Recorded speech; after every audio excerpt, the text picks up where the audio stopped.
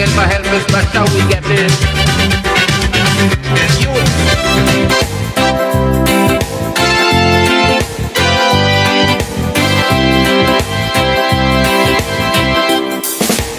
Good morning, comrade. Well, you walk through a storm. Hold your head up high. Up high. And don't be afraid of the dark. Of the dark. At the end of a storm. At the end of the storm, there's a golden sky. And the sweet sea of a song of a love. Walk on to the wind, walk on to the rain, through your dreams be tossed. Keep your dreams, even though they be tossed and strewn about.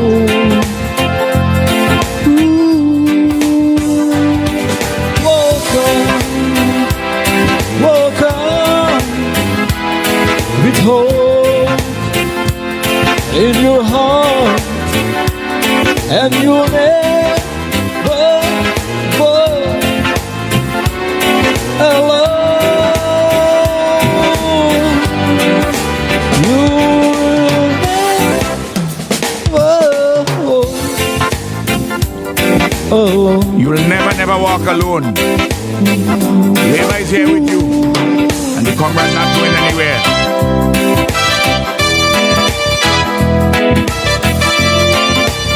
There's an NDP storm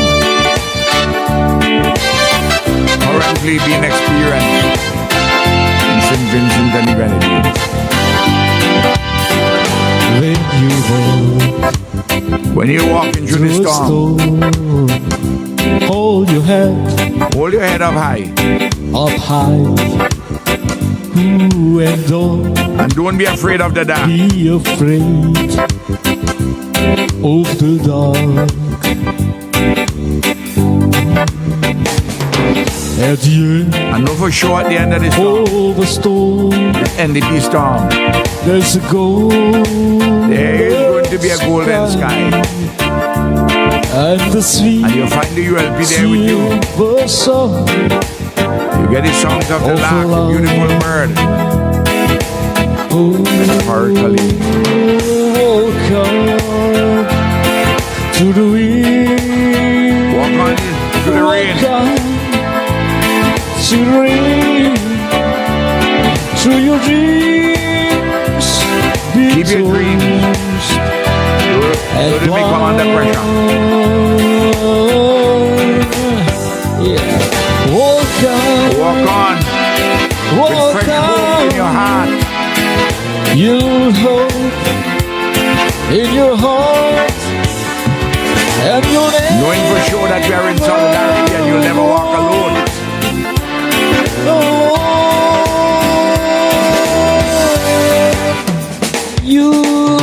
You'll never walk alone. That's my affirmation to you on this day, June the 29th, 2026. Monday, June the 29th.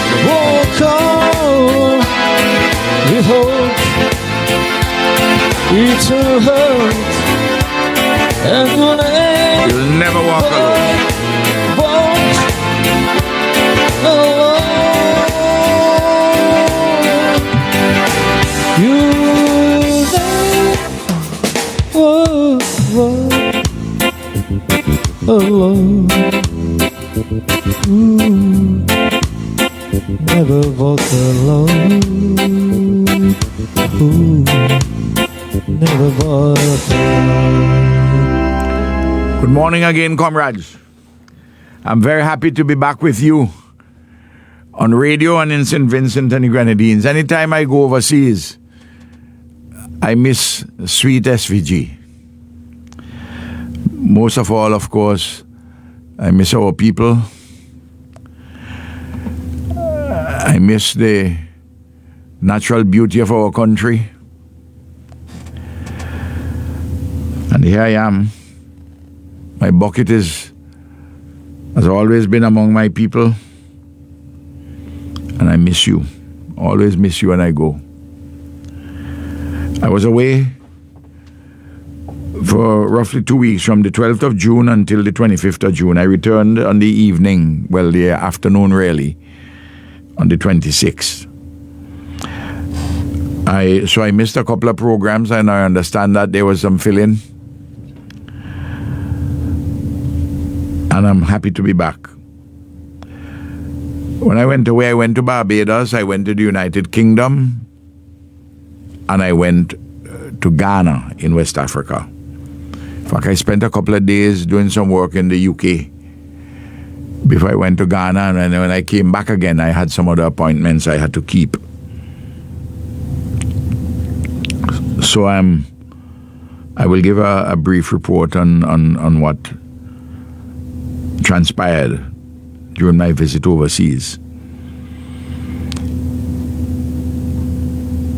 I very much regret that on the 18th of June, I missed Renwick Rose's funeral, among other funerals I've missed. I also missed several graduations from my constituency and also nationally, and I regret. I'm sorry I wasn't, for instance, at the girls' high school graduation to which I was invited. My granddaughter, Camilo's daughter, graduated. Sheila graduated. She's going to community college, God willing, in October this year. And I'm sorry that I wasn't at, as I said, the graduation ceremonies in North Central Windward. But I've been in touch with principals and others who have been involved in these activities. I was able to congratulate the South Rivers Methodist Primary School for retaining the primary school cricket championship. I was away. I informed the principal, Rosalind Johnny. Oya was also in the finals. Oya performed well, but South Rivers retained the championship. Other schools did well, Georgetown Primary, for instance. I also congratulate the secondary schools for their performances in the secondary school cricket competition. And those in my constituency especially. Georgetown did quite well, Georgetown Secondary. Sandy Bay Secondary, located temporarily in my constituency at Black Point area. They also performed well. We have to congratulate the students who sat the CPA. The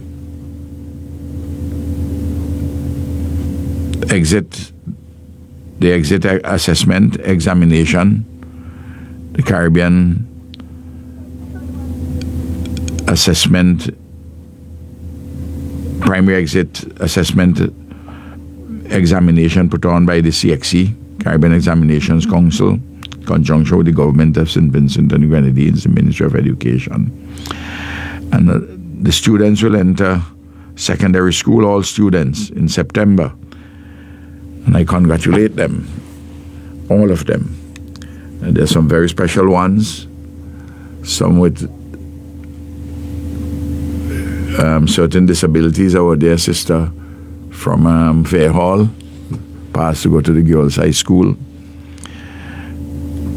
A wonderful young lady, and her mother is to be very much congratulated, and her teachers, and most of all, she herself is a remarkable young lady. I have to go and visit. I know she and her family and Camilo have been close. Well, certainly Camilo has taken a very great interest in her all through the school period. And I always inquire about how she's doing. So young Miss Grant. On Saturday, I had 2 funerals to attend. Attended one in Mespo at the St. John's Catholic Church for Barbara Backus, good friend and comrade. Her daughter delivered a beautiful eulogy. I was very impressed with it.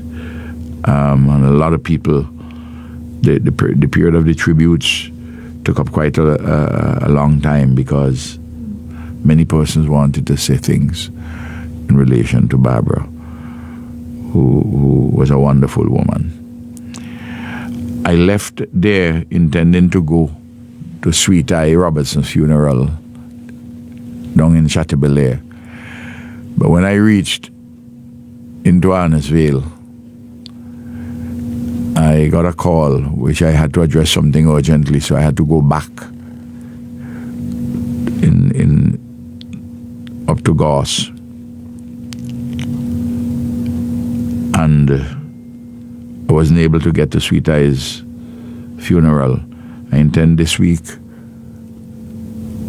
hopefully on Tuesday, Tuesday afternoon, tomorrow afternoon, to go and see the family, because I not been around for the last 2 weeks. I wasn't able to talk to them, though Eloise did.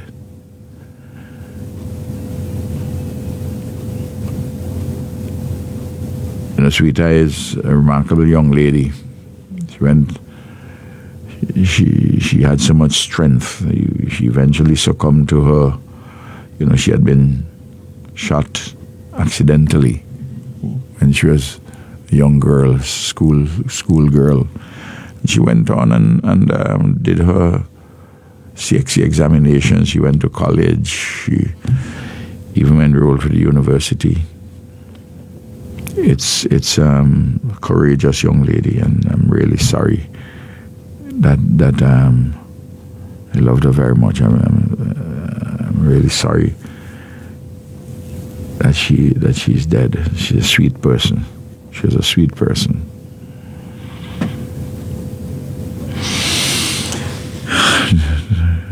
The Lord give it and the Lord take it away. Blessed be the name of the Lord.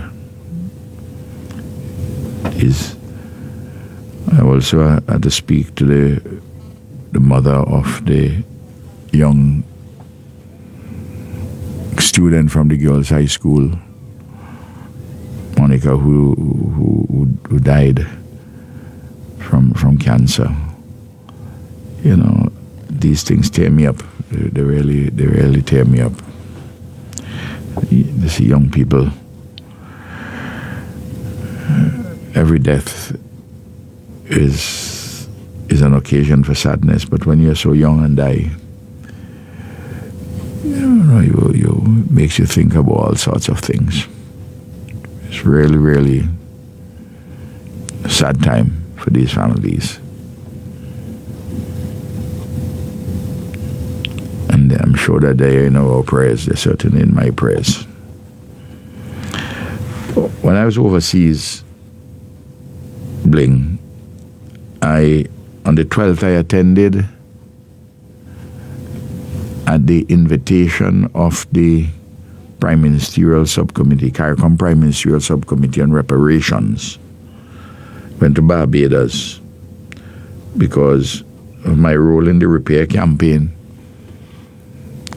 And the repair campaign is a global NGO with global non-government organization, non-state actor. They have a base in Ireland, one in London, and also in Jamaica. And I was appointed a senior advisor and elder to the repair campaign. And the repair campaign has been working with the Prime Ministerial Subcommittee on reparations and also on the CARICOM Reparations Commission, which is set up by CARICOM. And I attended that meeting, well, it was on Zoom, but I attended from Barbados. I was on my way to the United Kingdom. I'd made the request on behalf of the Repair Campaign, and the Prime Ministerial Subcommittee acceded to the request and invited me. We had a very good discussion. And everybody, all the prime ministers across the region, including the Prime Minister of St. Vincent and the Grenadines, because Dr. Friday was there, also attended.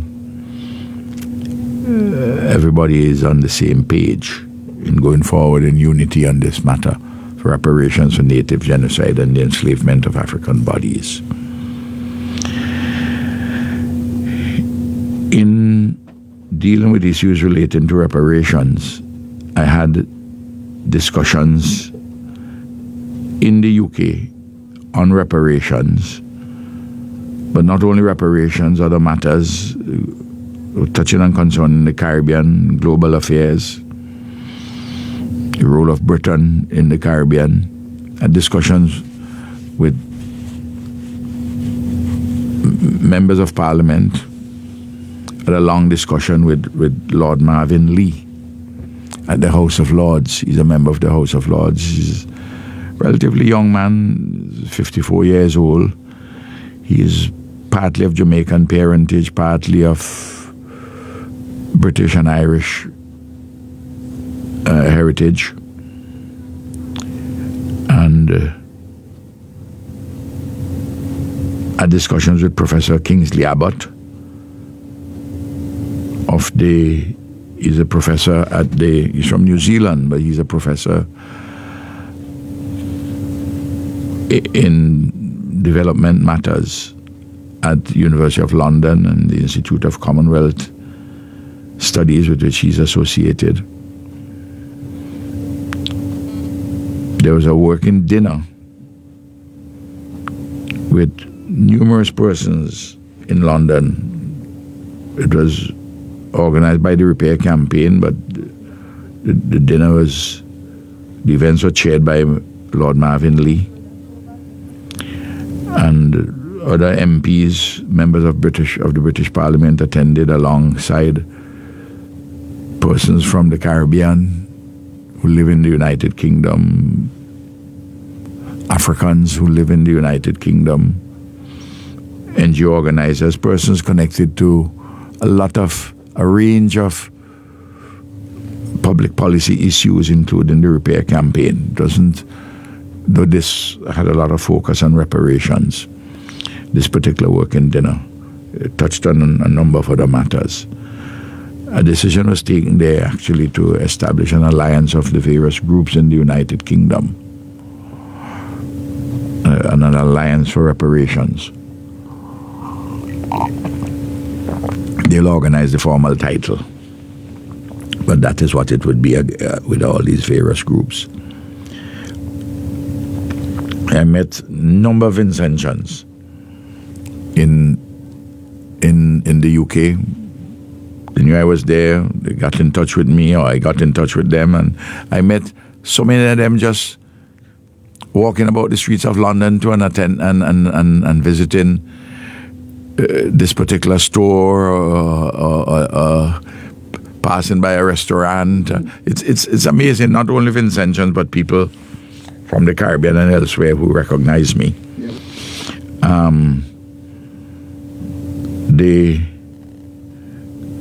I had discussions with two potential investors from the United Kingdom,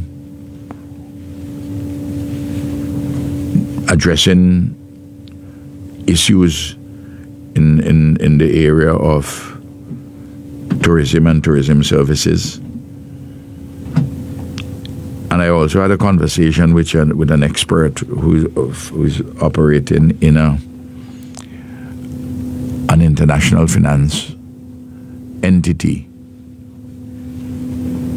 based in Ireland, dealing with the issues regarding climate finance, and got even a better insight from the private sector standpoint in opportunities which may relate which relate to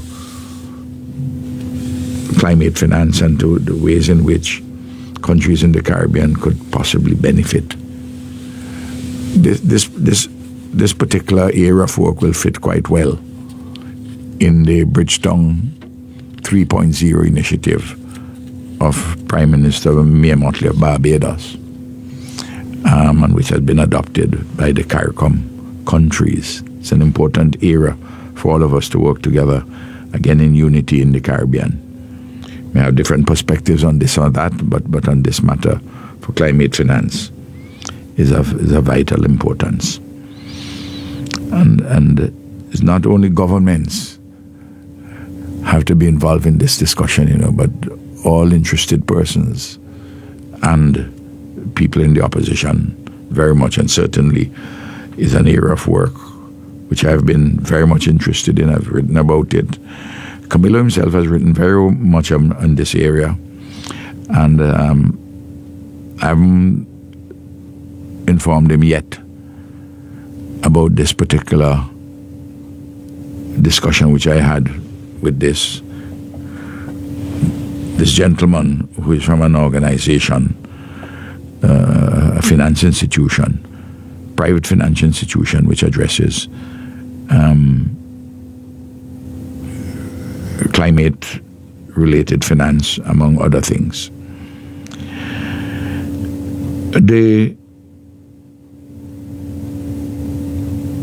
In Ghana, there's a beautiful conference over a 3-day period. Reparations, Next Steps, hosted by President John Mahama, whom I knew from his earlier term as President of Ghana. And I'll talk a little bit more about that when I discuss reparations this morning. Again, as you know, I've discussed since we have been hosting this program, Bling. I've had several discussions on reparations on this program. It's a issue of great importance currently and for the immediate future. I want to reiterate my expressions of solidarity to the government and people of the Bolivarian Republic of Venezuela. As you know, last week, Wednesday, 2 back-to-back earthquakes, terrible earthquakes, caused tremendous loss of life and injury to people and damage to property. It's a terrible situation there. In fact, Friday morning when I was in London at the Heathrow airport, I did a video which was on my page. The numbers of were reported dead were 164. And I had said then it is likely that this number will climb very much. And several thousands missing. Thousands are missing. And Friday morning, 960 were injured. Now the number's in the thousands. I spoke with a representative of the Venezuelan government on the telephone and express again our solidarity, and we all have to do everything we can to help with the mobilization of resources at this particular point in time, and to urge countries in the region, and I know CARICOM as a whole trying to do something, and countries with the extent of the resources in Latin America and North America to assist, and I know they are, and they have to enhance that level of support and solidarity. The report that I got yesterday was from a representative in the government. Is really somebody who has worked with from the Ministry of Foreign Affairs with CARICOM. It's awful situation. And as you say, Bling, the deaths would likely rise into the thousands. Maybe people are talking even in excess of 10,000. That's so, I mean, it would be one of the worst natural disasters. It's really terrible, and they need a lot of support with medical assistance. They need people to help with search and rescue. They need tents, makeshift accommodation to put people in because thousands of homes have been destroyed. They have need for food of all kinds, but very much so packaged food. I know I spoke to the person from Foreign Affairs in Venezuela about an initiative which was sparked by the interest of our former Consul General to Canada, Fitzhuggins, and his link with Global Medic, which had helped us during Sofre and Beryl.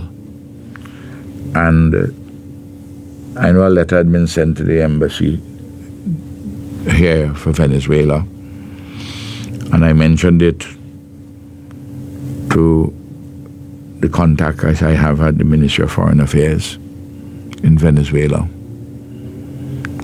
to whom I spoke. The telephone is difficult getting people, also the telephone system. I'm not in government, but I could raise my voice and urgent support. I send best wishes to my friend Delcy Rodriguez, the acting president. And Venezuela has helped us greatly. And I'm expecting the government in St. Vincent and Grenadines to respond not just with words, but in concrete terms to assist, as in fact all CARICOM governments, because Venezuela has been very much in solidarity with us, the Bolivarian Republic of Venezuela. And that always has to, we have to remember friendships. While I'm at this, I don't know whether the 100,000 US which was promised to Cuba from the government of St. Vincent, whether that has been sent. There's been an announcement of the promise, but I heard nothing subsequent. Don't know if that money has been sent, but we should find out.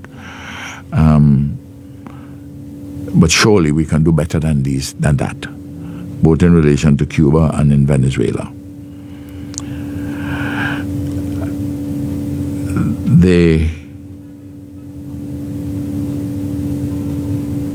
It is going to be a difficult, a long time before they can find all those who have been missing, and that the rescue operation is going to take some time, and of course the rebuilding is going to take even longer. So we have to hold our hands out in solidarity with Venezuela. Yeah. Never mind, Venezuela has a lot of oil. They face a magnitude of a disaster like this. You need help, you need assistance, and we need to provide that assistance. Now, on Thursday, the 2nd of July, the Parliament, the House of Assembly will meet at the Parliament. Oh, sorry. Before I talk about that, I said I would talk about reparations and the next steps. Let me just say a few things first. Bling. And to clear up a lot of misunderstandings by a lot of people. I've stated this before, and I'll state it again. Reparations for native genocide and the enslavement of African bodies is a human rights and justice issue, an international human rights and justice issue, in which all persons who are interested in international human rights and justice ought to be properly involved. Of course, persons in the Caribbean, particularly of African descent, have a very special interest in the matter because their foreparents were enslaved. Similarly, the African countries, particularly the West African countries, from which the European states kidnapped and ensnared free Africans and enslaved them and denuded West Africa of 20 million of its strong, healthy population. That was a big loss. Walter Rodney discussed that very well in his book, How Europe Underdeveloped Africa.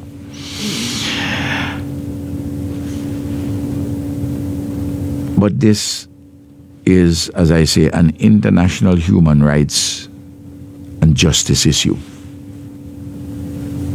And within this context of it being a international human rights and justice issue,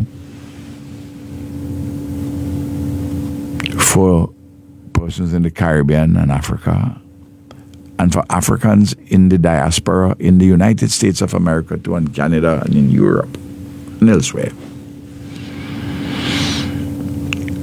But specifically in relation to the Caribbean, and we have to be part of this overall struggle for reparations, that this matter is an international human rights and justice issue.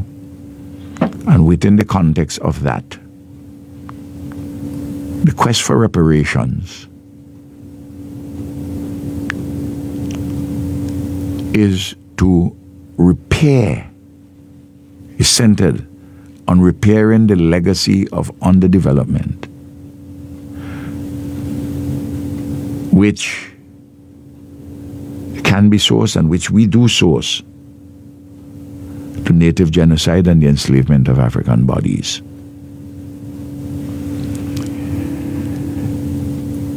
There are persons who would say, as for instance, the leadership of the Conservative and the Labour Party in Britain, that,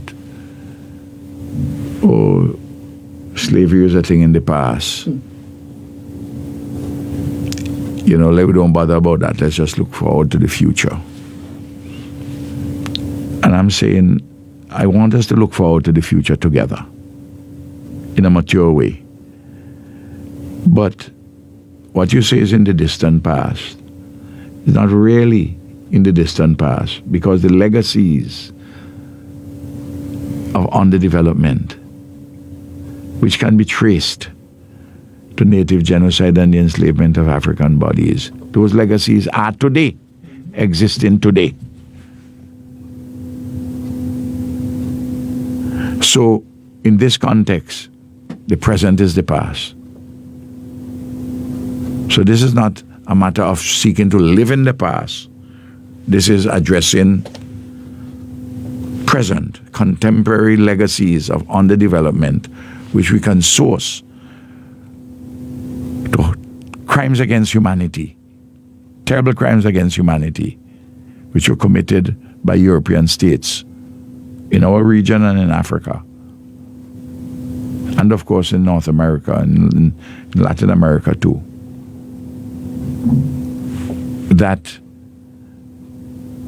we address the contemporary, the present legacies of underdevelopment, which we trace to native genocide and the enslavement of African bodies. And we need to have the broadest possible unity around this matter, Bling, to recognize that it's an international human rights and justice issue, and what the quest is for. The quest is to repair the contemporary legacies of underdevelopment, which you can trace, which you can source to native genocide and the enslavement of African bodies, which are terrible crimes against humanity. And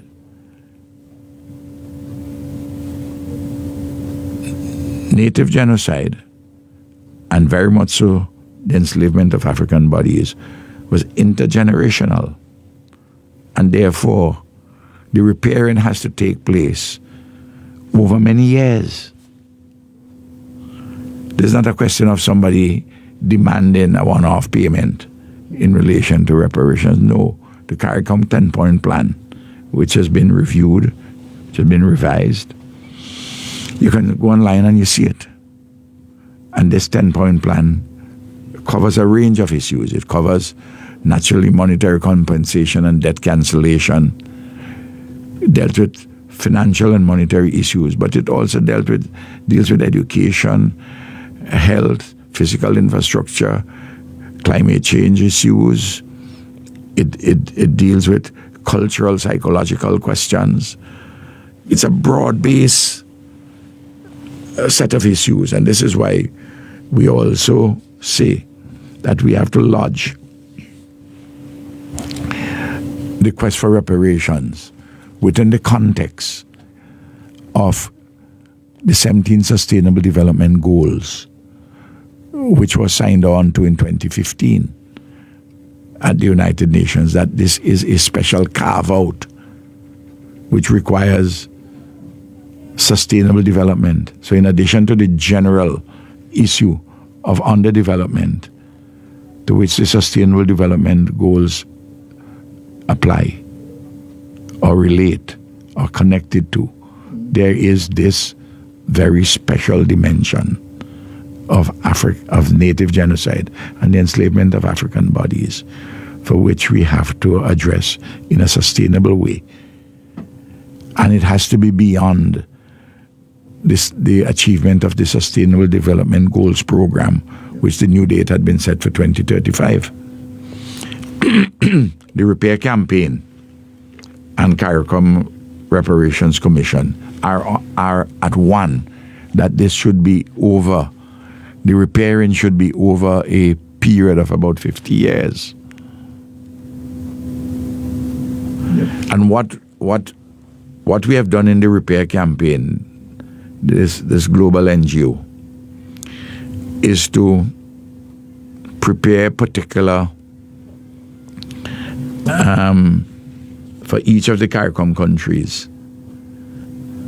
We have prepared draft documents about what they ask in financial terms should be.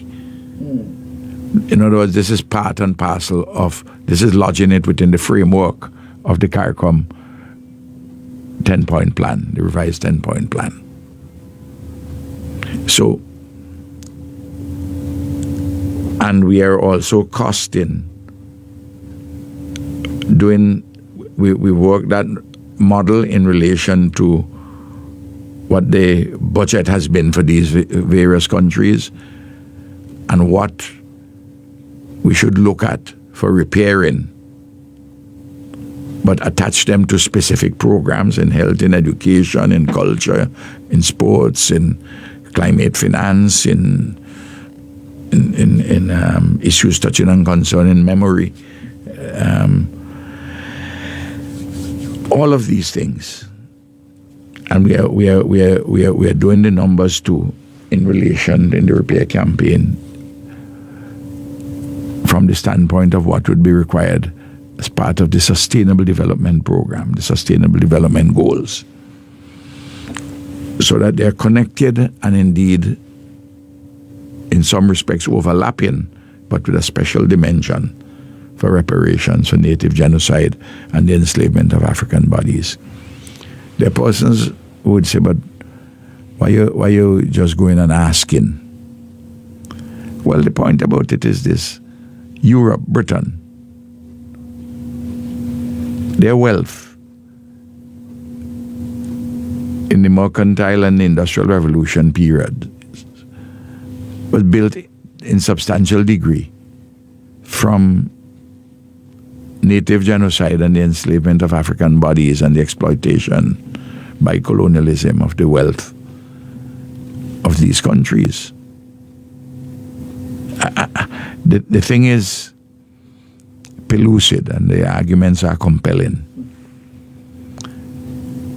But this cannot be won in disunity. We have to have the broadest possible unity, and we have to persuade the governments of Europe. For instance, in the case of the Caribbean, 13 of the countries were under British colonialism.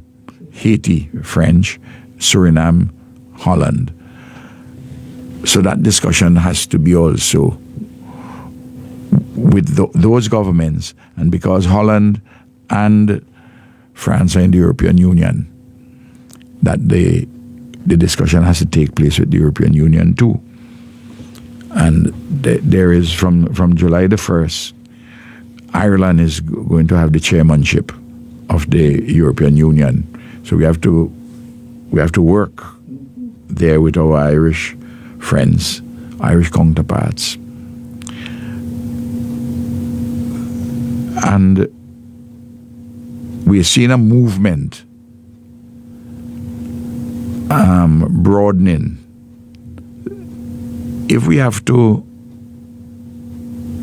one of the reasons why we're seeking to build it out in the United Kingdom, we have to persuade the British people, we have to persuade the economic and political elites, those in academia, those in the media, those in the churches, the Church of England, for instance, which has been on record for supporting reparations, because it has a Christ-filled connection. It's related. It's international human rights and justice. It's a Christ-like issue. And we all have to work together for this repairing to be done to these legacies, these awful legacies of underdevelopment. Now, in the Caribbean, resources are had. It would not only be resources directed to no individual going to get money in their hand. It's a question of developing, contributing to the development of the country by repairing the legacies of underdevelopment. But there are other groups who came into in our region in the Caribbean who very much were disadvantaged. You can talk about the number of Indians who came in as were brought in as Indian indentured labor. There are others, persons from Madeira and from China. Though the numbers from Madeira and the numbers from China were relatively small compared to those which came, indentured servants which came from India. Because in the case of Guyana, Suriname, and Trinidad and Tobago, you have a large Indian population. So even though the ask is not now for those for indentured labor, but for native genocide and the enslavement of African bodies, because of the nature of those crimes against humanity, that everybody who has suffered from colonialism and disabilities in this regard would benefit from the repairing, because it would be in the society as a whole, and that's the broad strategic view. And in each country, we have to make sure that we don't create artificial divisions and allow political disunity to humbug us in our quest for reparations, because this is a It's a great cause, and great causes have not been won by doubtful men and women. True. But this is not a done deal. This is a struggle. And if we are struggling and fighting for this, Bling, is not going to be easy to persuade the British, the French, the Europeans generally. And then people in the United States of America, those in respect of native genocide and the enslavement of African bodies. That's another big task, but we have to have a mature conversation on the subject. Yep. When King Charles was Prince Charles at Rwanda, at the Commonwealth Heads a few years ago, he said that reparations are a conversation whose time has now come. And this is a big issue for the 21st century. And this is tied to the fight against imperialism and colonialism. They're all conjoined. They have points, multiple points of contact and relevance. Now, at CARICOM, there's a bit of history, and then I'll come to Ghana shortly. The conference in Ghana. I took the issue to CARICOM in 2013, as I took several issues, including the decriminalization, well, not decriminalization of marijuana, the issue of the depenalization of marijuana and perhaps decriminalization, because it was framed in those terms. And we saw what we did here and what is happening in other countries in regard to quote-unquote decriminalization and depenalization for possession of growing and possessing marijuana and to build a medical cannabis industry. Again, difficulties in going forward for all sorts of reasons in the practical world, but that's not for the discussion today. But I took many things to CARICOM. I just give for some popular causes to indicate whose leadership was important in this regard.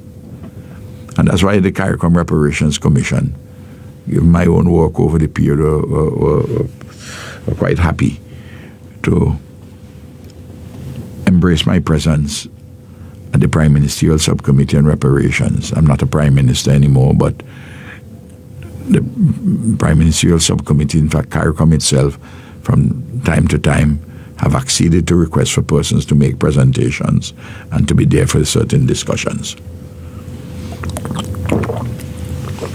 And so, and I've also written on the subject.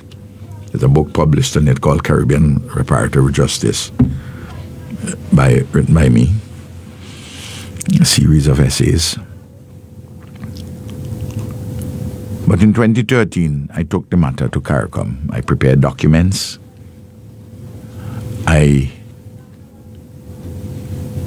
chair of the time of CARICOM was Kamla Prasad Besessa, and I always say that she provided great support. I went to Trinidad, spoke to her about it.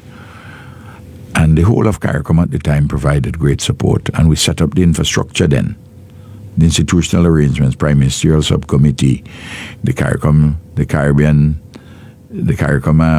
Reparations Commission worked towards the 10-point plan to set up national reparations committees or commissions. And all those things were done. I remember at the time they wanted St. Vincent and Grenadines to be the chair. The CARICOM was suggesting it. I told them, no, let's have Barbados be the chair, because Barbados grew out of what was the oldest slave colony in the Caribbean. And that's how Frondel Stewart was the first chairman, and now Mia Motley. And Mia is doing very good work, and Frondel himself was very supportive. Well, we have had successes since this campaign. And by the way, the reparations campaign the matter which I took to CARICOM and to keep it permanently on the agenda of CARICOM. And it's always permanently on the agenda. Certainly during the time I was in CARICOM. Didn't always get discussed in detail at every heads of government meeting, but there was always a report on it.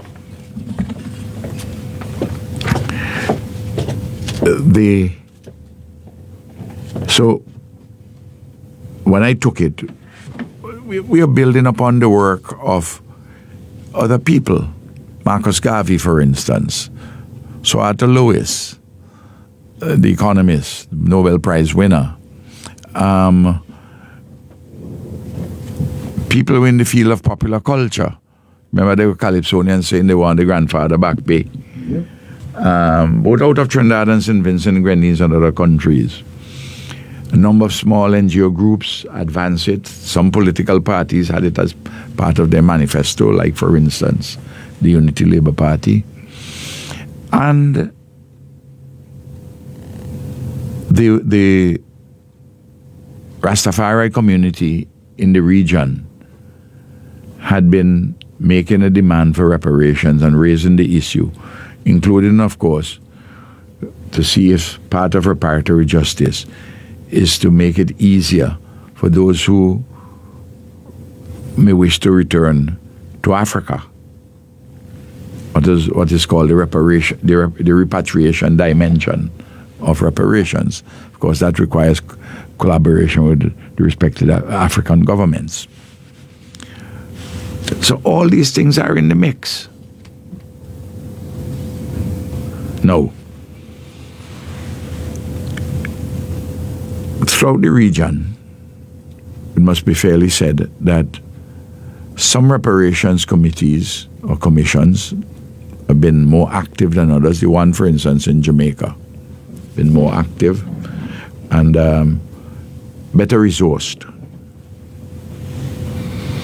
We here in St. Vincent had put $100,000 towards stipend. That's still the same amount for this year.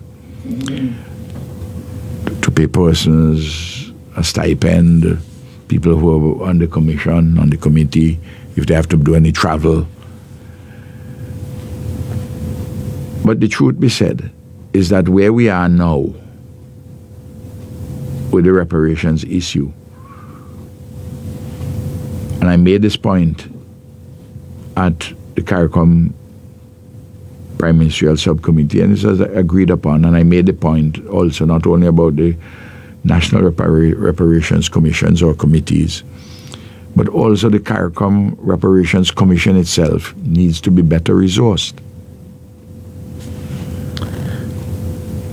Good work has been done up to this point.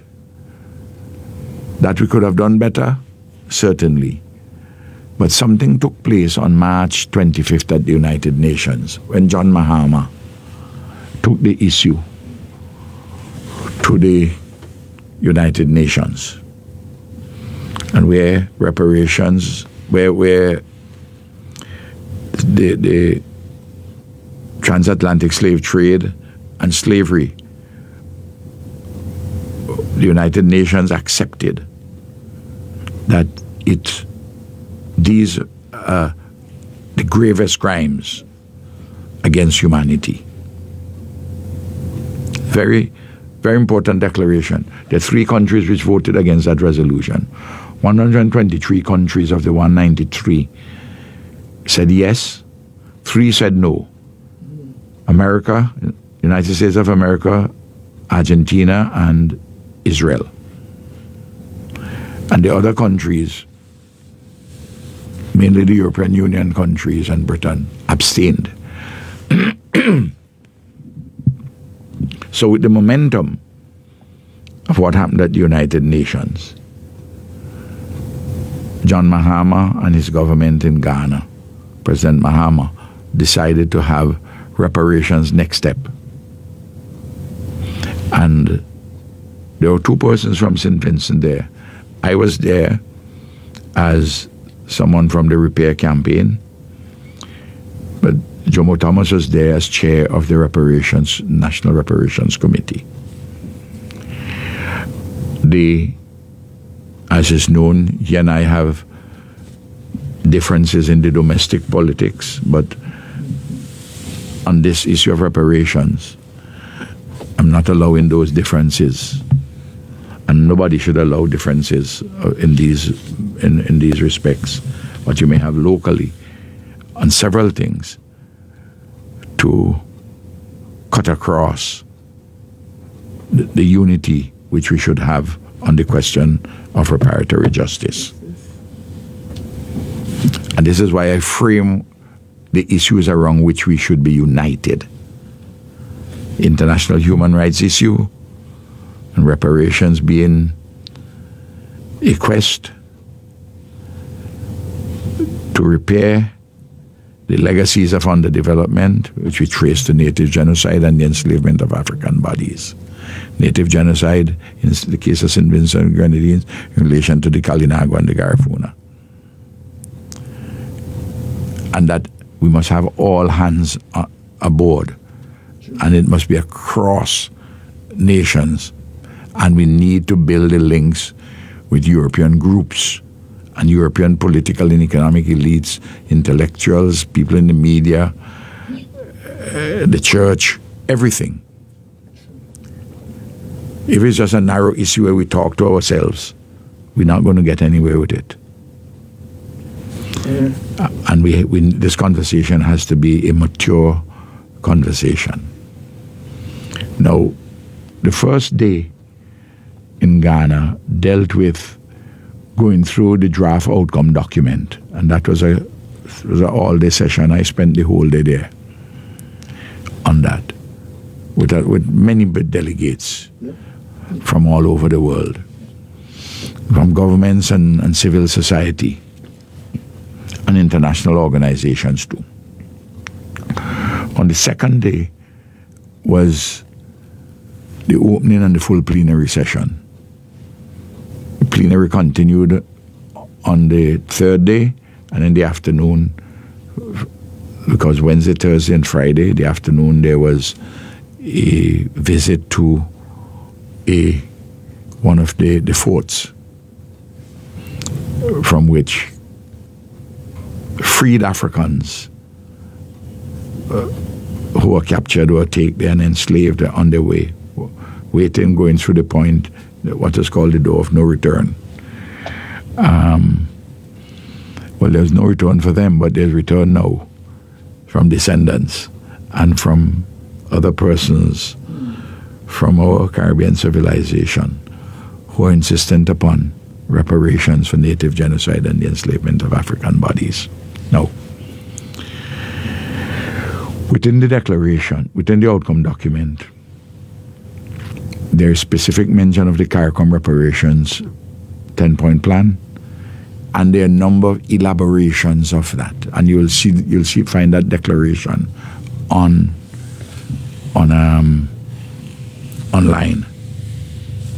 Declaration which was adopted in Ghana. I want to say further on this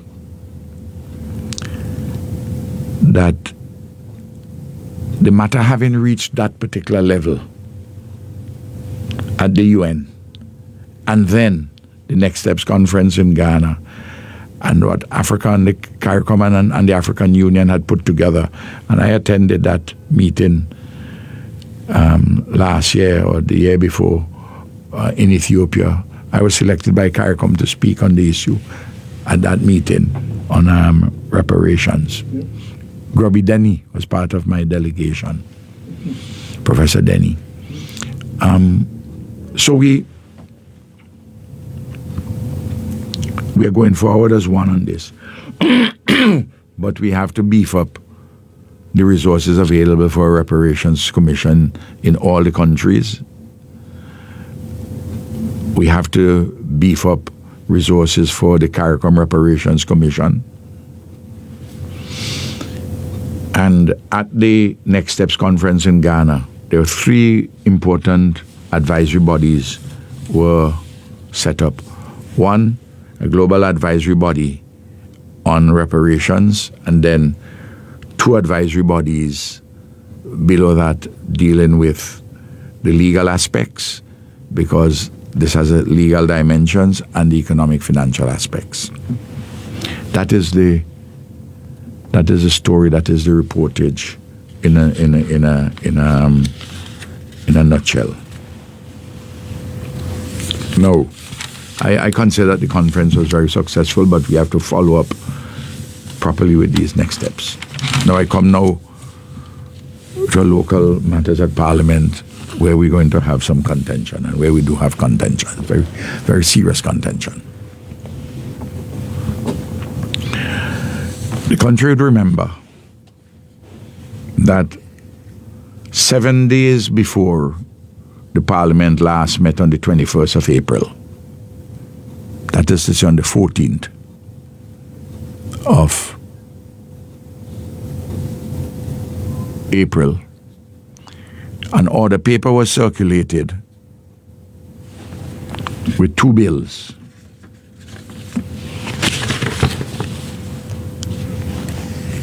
There were 6 bills, but 2 of them were particularly contentious.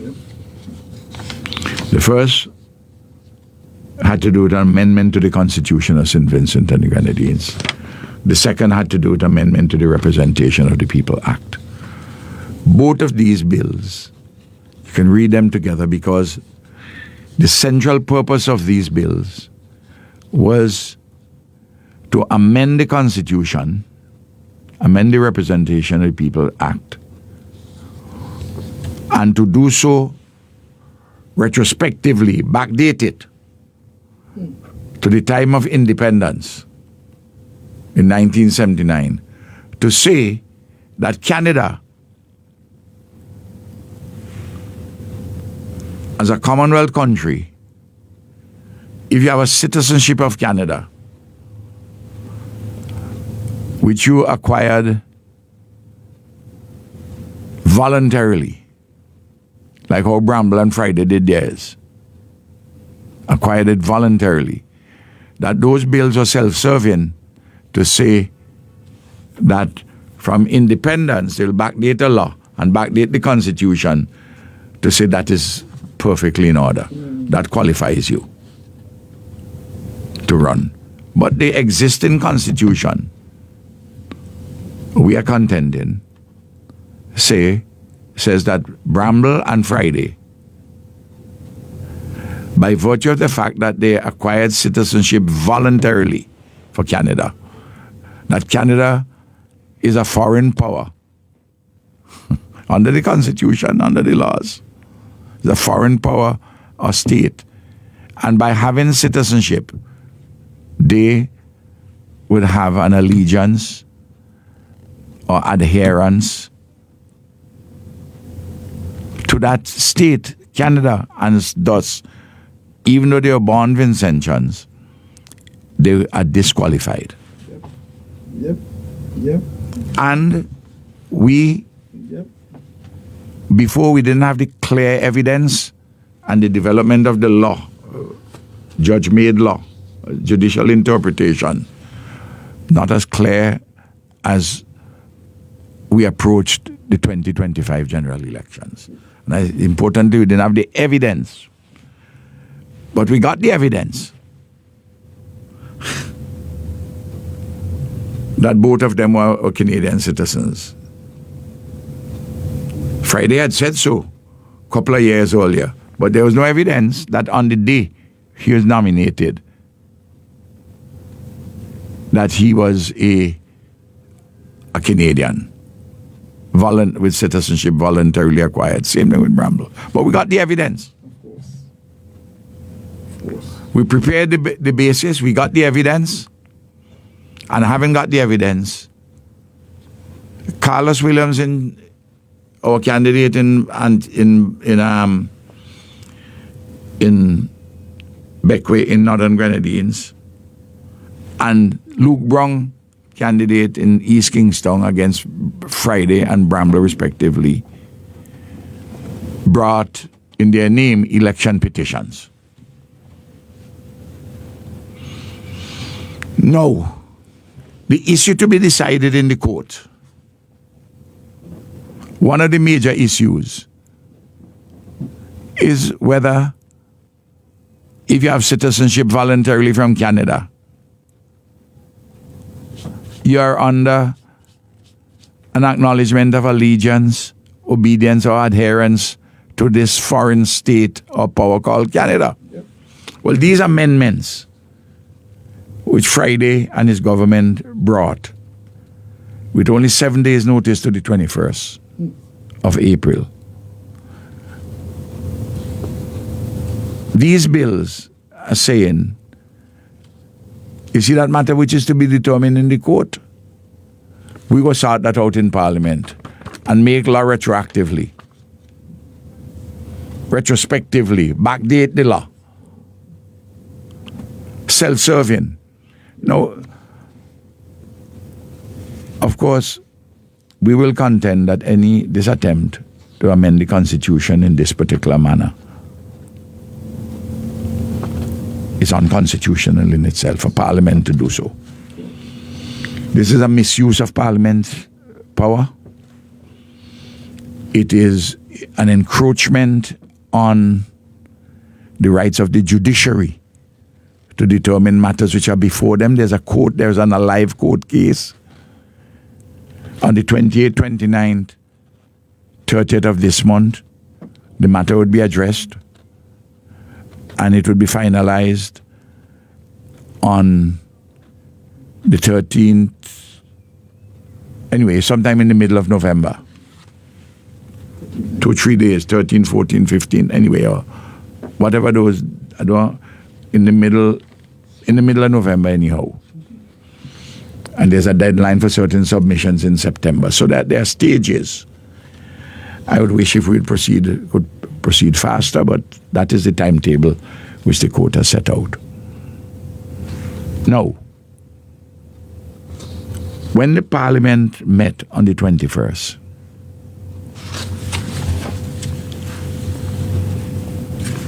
they were very cagey about, and I want to talk about how matters have proceeded and which raised grave suspicions about the trustworthiness of this government.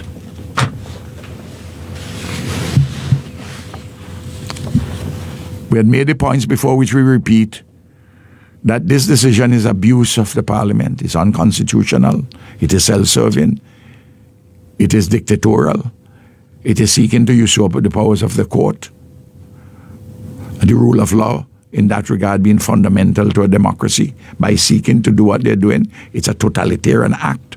It is anti-democratic, it's undemocratic, unconstitutional. And it has to be fought politically, and it has to be fought in the court of law. Now, what transpired on the 21st? When the occasion for those bills came up, Friday got up and said, when those bills were for consideration, Friday got up and said that they were not proceeding with the bills.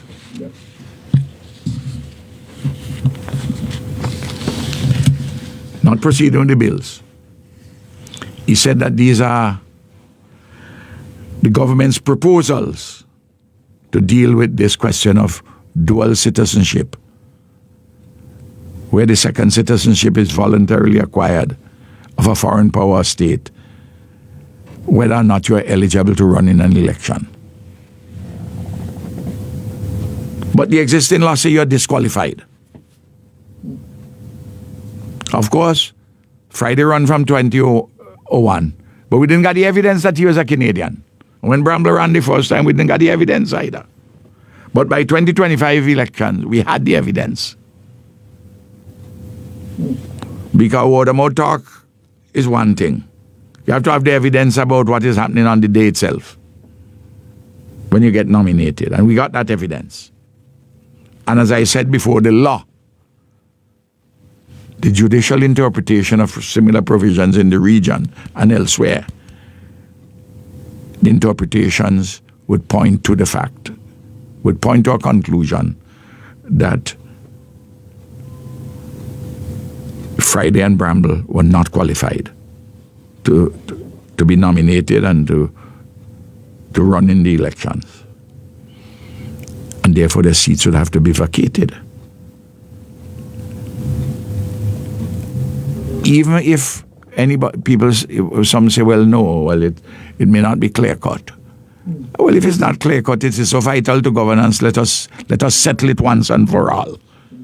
But they don't want it to be settled in the court. They want to use the majority in Parliament to circumvent the court.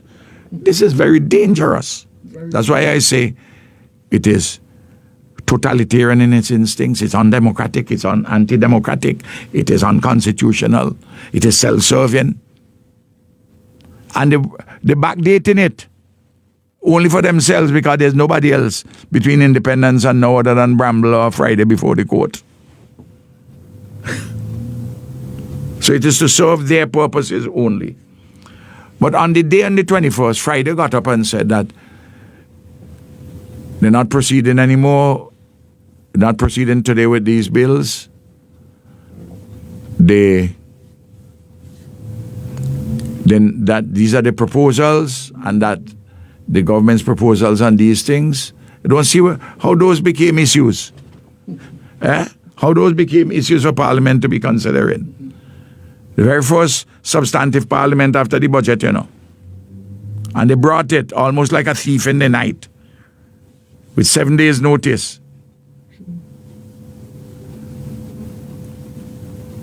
He said that these are the proposals, and they will put these matters for public consultation before they come back to the Parliament. Well, since April, there has been no public consultation. I understood when he said that he's not proceeding with them, that they're being taken off the order paper.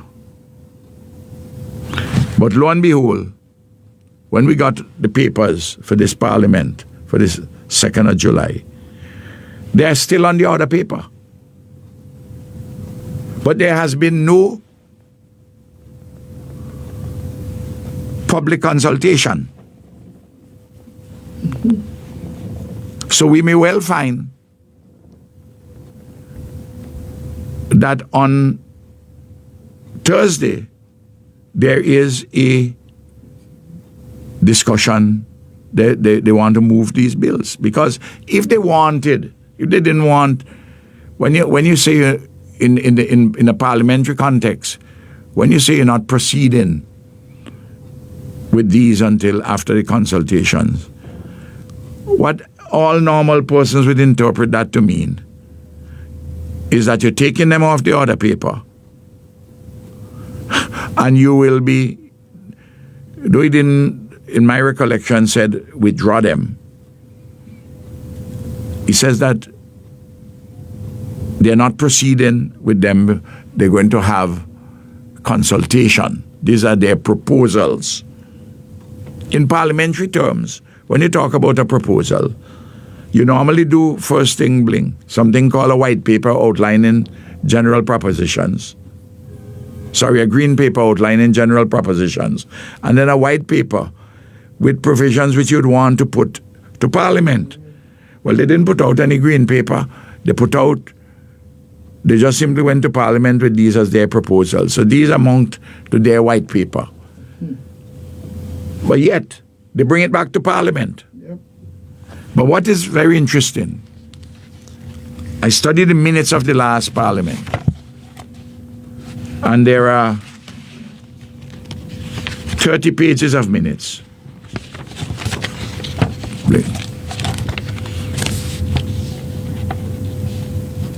But there is no record here in the minutes drafted which showed that the Speaker had called on Friday with the items on the agenda items 5 and 6 on the order paper for the 21st. When she called on him, he got up and said, well, he's not proceeding anymore with these until there's widespread consultation. These are their proposals. Well, there's been no consultation. Why have them down back on the other paper? But what tells me that something is afoot? There is no minute in the circulated minutes of the proceedings of the April the 21st. And these minutes have just been circulated when we got the other papers, the same 7-day notice. Nothing here. All it has, there was a bill which we had discussed, which went through all the stages. This is a bill called the Advanced Passenger Information and Passenger Name Record Bill, 2026. Yep.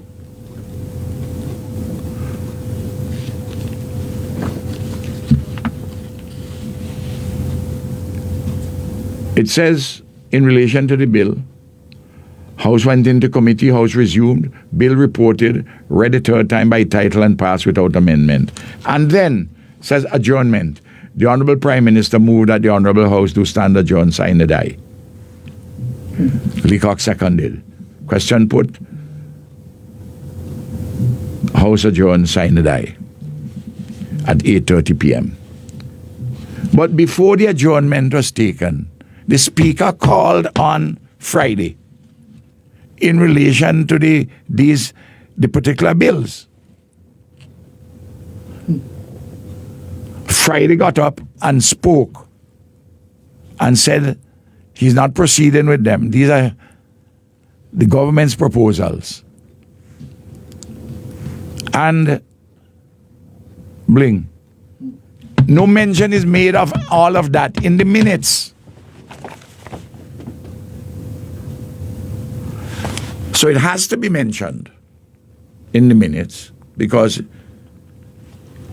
you take part in. If you go on API to look for it, the proceedings are no longer there on API, you know.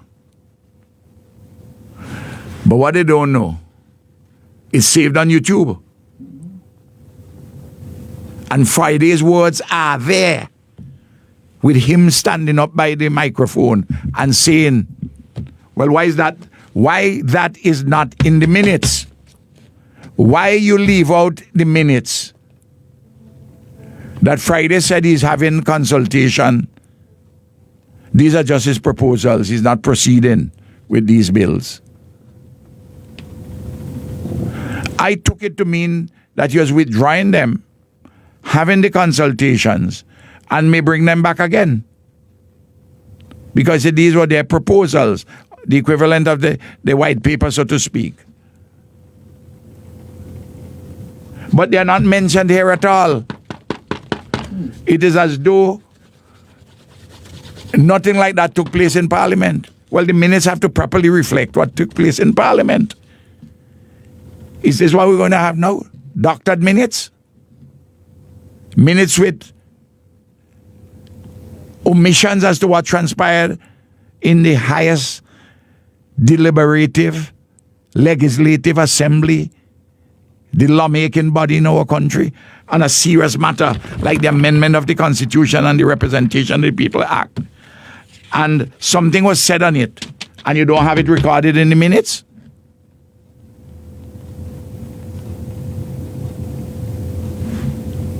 What is happening to this country? What is happening to the governance of this country? Could anybody tell me that in any other parliament anywhere in the democratic world you would have a sleight of hand like this? By trying to exclude it from the minutes? Because the first thing I did, bling, when I saw the order paper for this sitting, and I saw that these two bills the Constitutional Amendment Bill and the Representation of the People Amendment Bill was still on the order paper. I went straight away to the minutes.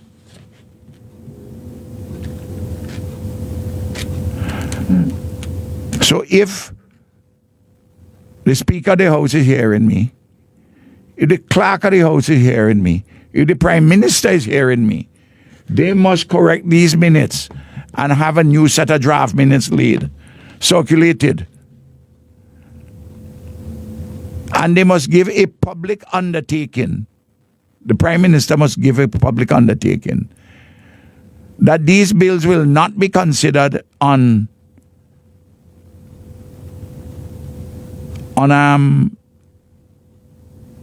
Thursday. Because if these bills are considered on Thursday, you're going to have a lot of bacchanal in this country. And they look at what happened. They keep out the minutes and they bring it in the carnival season. Yep.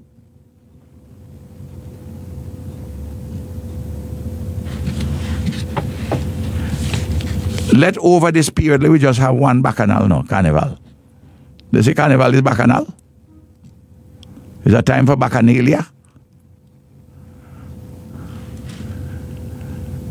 Let we don't add political bacchanal. Because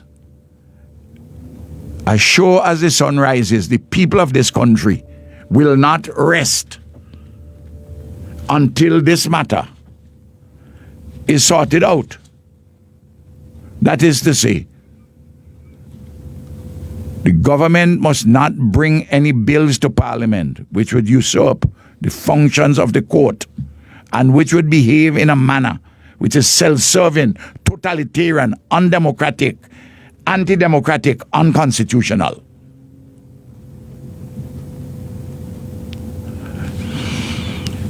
I had a meeting of the leadership of our party yesterday, the central executive of our party. Sunday afternoon, when some people wanted to go and watch football, World Cup football, I said we have to discuss this matter. And we are going to be talking of it on the radio today, this morning, later today,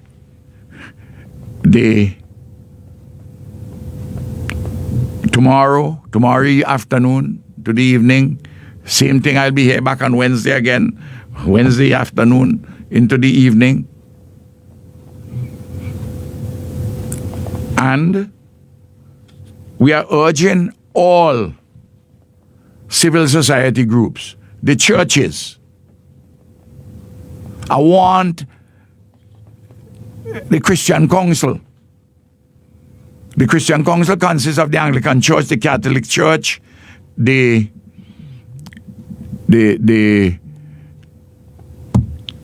Methodist Church, the Salvation Army.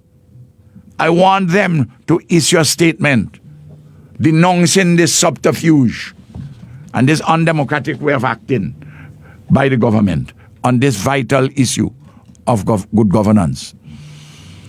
This matter is before the court. You can't go and decide in Parliament an issue what is to be decided in the court and give Friday and Bramble a leg up. What a precedent. I want to hear the Seventh-day Adventists. I want to hear the Pentecostals. I want to hear the Evangelicals. I want to hear the Spiritual Baptists. I want to hear the Rastafari brethren and sisters. And I want to hear all the civil society groups in the religious sphere. I want to hear the trade unions. I want to hear other non-governmental organizations, community groups. I want to hear all of them in relation to this matter.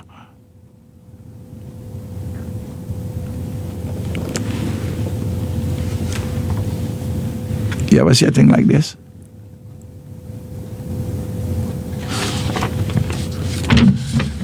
We ain't resting on this.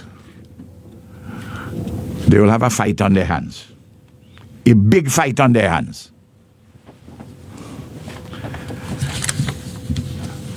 I want to see peace and goodwill and order. You hear, Bling? I don't want to see any political bacchanal over carnival.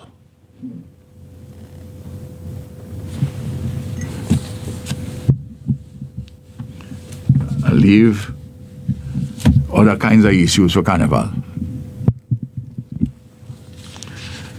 So this is a vital question. There are issues, other issues on the bills on the other paper. You'll hear me about them on Wednesday.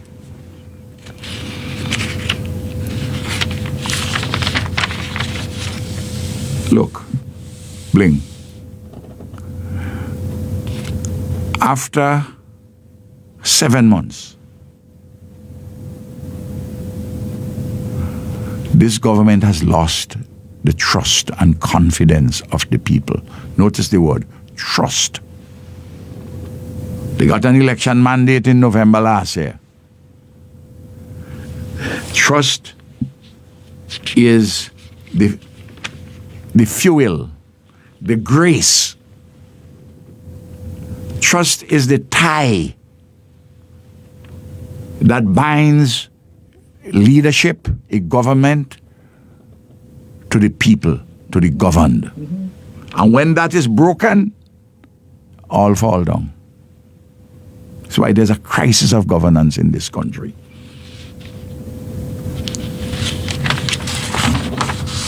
Let me see how this lack of trust has developed and how this mistrust has developed in the government. Well, I just gave you the history of this. Bling, let me show you how these fellas are functioning. Let me go to the minutes.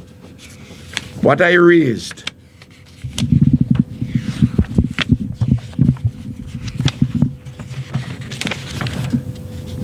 After question time,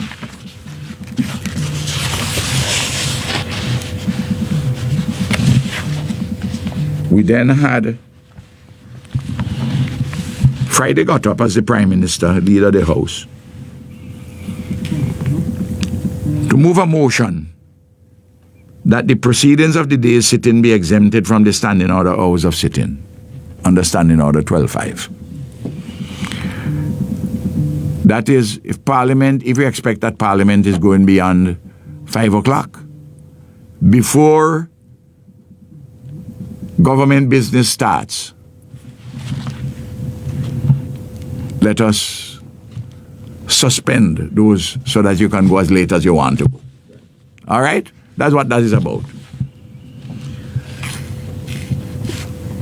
When he moved that, before it was seconded, I got up. And this is what the minutes have me saying. Madam Speaker, this is Ralph now talking. Before the Honorable Prime Minister moves the motion for the suspension of the standing orders with the hours of sitting, is it possible for the leader of the House, that is the Prime Minister, the leader, to indicate what bills we are likely to be dealing with today? As soon as I said that, the minutes have here cross-talking. Fellas on the opposite started to shout, "We want over! Man, sit down, we want over!" You want to know that? They're keeping nice. Notice what I asked right now. What bills that we are likely to be dealing with today? After they have their crosstalk, I said this. Madam Speaker, this is a courtesy which is normal. In fact, it is freely provided by the leader of the House.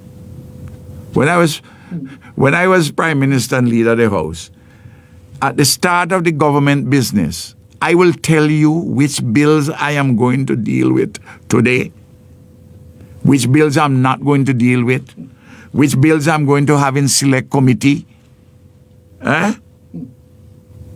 I went on to say, notice I said, after they making noise, "Hey, I don't know that fire." A dictatorship in the making. Listen, remember, this is their first meeting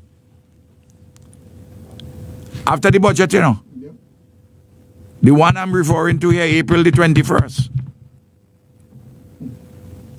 They had the formal opening of Parliament early December. Then we met in February for the estimates and the budget. And after February, early February, March came, there was no meeting. 3 weeks in April, well, you had the April the 21st. No. And this is their first substantive meeting after the budget, you know. I am asking, as the leader of the opposition, if the leader of the House, the Prime Minister, could hear what I said, to indicate what bills we are likely to be dealing with today, because there were 6 of them on the order paper.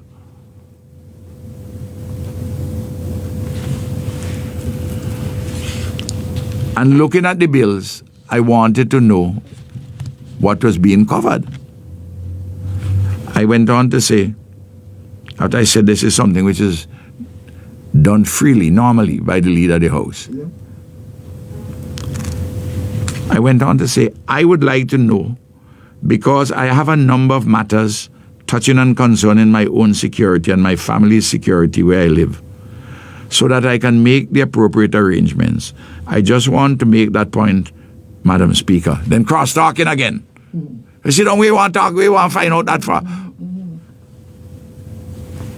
I then posed the question, what is so problematic about finding out what we are going to deal with today? This is after question time, you know, and after Friday delivered an address to the Parliament, a ministerial statement. The Speaker then said, Honourable Leader of the Opposition, it is within the discretion of the Honourable Prime Minister to so indicate. This is what Friday said. Friday said, Madam Speaker, we have an order paper. You see it has 6 items on it, all 6 items. Madam Speaker, all 6 items, Madam Speaker, are part of the contemplation of this House. They would be dealt with in different forms as we go forward. Some will be debated, others will be dealt with in another manner, but they're all part of the order paper. Madam Speaker, when we return, we will get better clarity on it. What is so wrong to you? I've said it up front. One of the reasons why I wanted to know, Bling, the security which they provide me, one, is with me at the house. Yeah.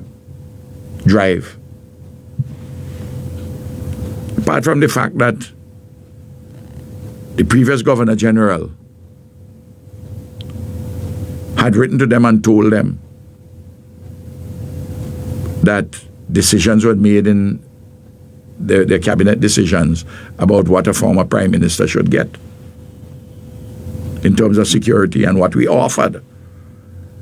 What I offered both to Sir James and also of Sir James of blessed memory and Annie Eustace, my dear brother.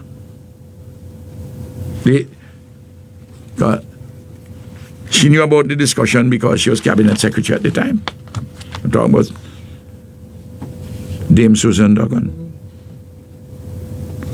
who was subsequently Governor General. Bling, I have my family up in Gas. If I'm going to be there late the night, I want to organize some additional security to what I already have in place. I have to take care of my family. True. Eh? True. I got my wife, my daughter, my granddaughter, my elderly mother-in-law there. I have other persons who stay there with my elderly mother-in-law. So I need to know. True. But apart from the security, it's a common courtesy. I used to do it as a matter of course. Now they say, nah, man. We run things now, you know. We tell you just sit down, you go wait to go here in time. And then I heard in time that they weren't proceeding with those two bills when the occasion arose. But when the occasion arose and the speaker called on him to deal with item number 5 on the order paper, and item 5 and 6 are connected, as I said, the Representation of the People Act Amendment Bill and the Constitutional Amendment Bill, both are connected to the same self-serving issue for Friday and Bramble.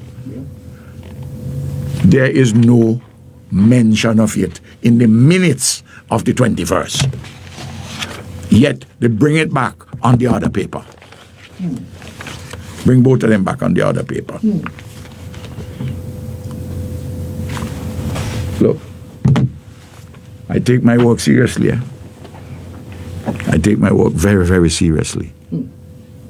And I have spoken in measured terms.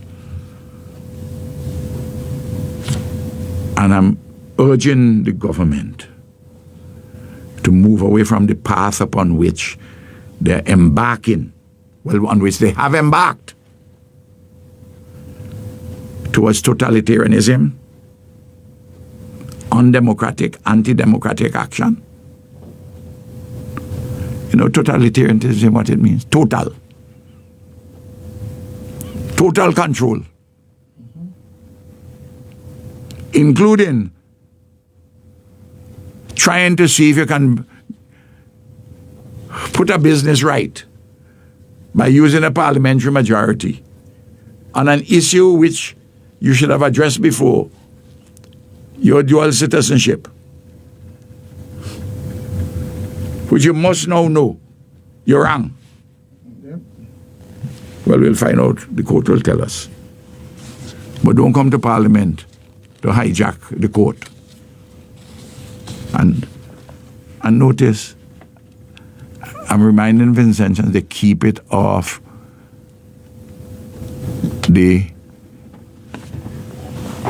outside the minutes. It's as though the thing just appear again. It has no history.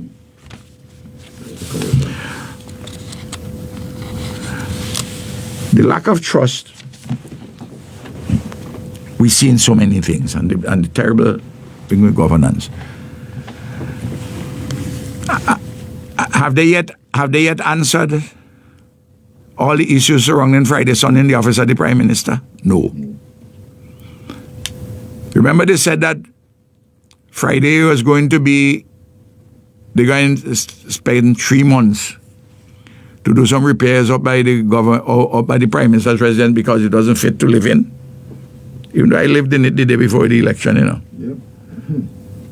I move out my stuff the day before. They say we're going to take 3 months. I say, from what I hear they say, they want to do, that going to take upwards of a year. And the $2.5 million, the $1.5 million which they say they're going to spend, they're going to end up spending much more than that. And I said, I don't see the need for that money to be spent. And that is an issue. And I ask, how much you paying Keith Boy to live in the house? Up to now, we don't know, you know. I didn't get the answer. So many questions. Total silence. CPL is coming on the 17th and 9th of August. Caribbean Premier League. Because we had emancipation. When we had emancipation cricket, I tell you how much it was going to cost, you know. Yep. Up to now, they didn't tell us. You know why? Because when people know the money, people say, wait, there's so much money you're paying to bring them? Huh? You can't pay public assistance, but you want to bring them? Go ahead. You can't provide materials for people to build a house. Poor people. You're cutting off people's name from the lotto. And I will come to that. I hope I have the time to come to that. Children who go into secondary school and college. Austerity. Then I want to deal, there are others, which I could deal with. But I deal with those by way of examples. I want to delve into, because I dealt with those already and they're still subsisting out there. I want to deal with two which have arisen since I'm overseas. One set relating to gas and diesel price, another set relating to the fuel surcharge at Vinlec. I want people to go and look over Friday's statement on the 29th of May. It was a Friday. Yep. When he announced about price increases for diesel and gasoline and cooking gas. Remember that? Yep. He said these increases,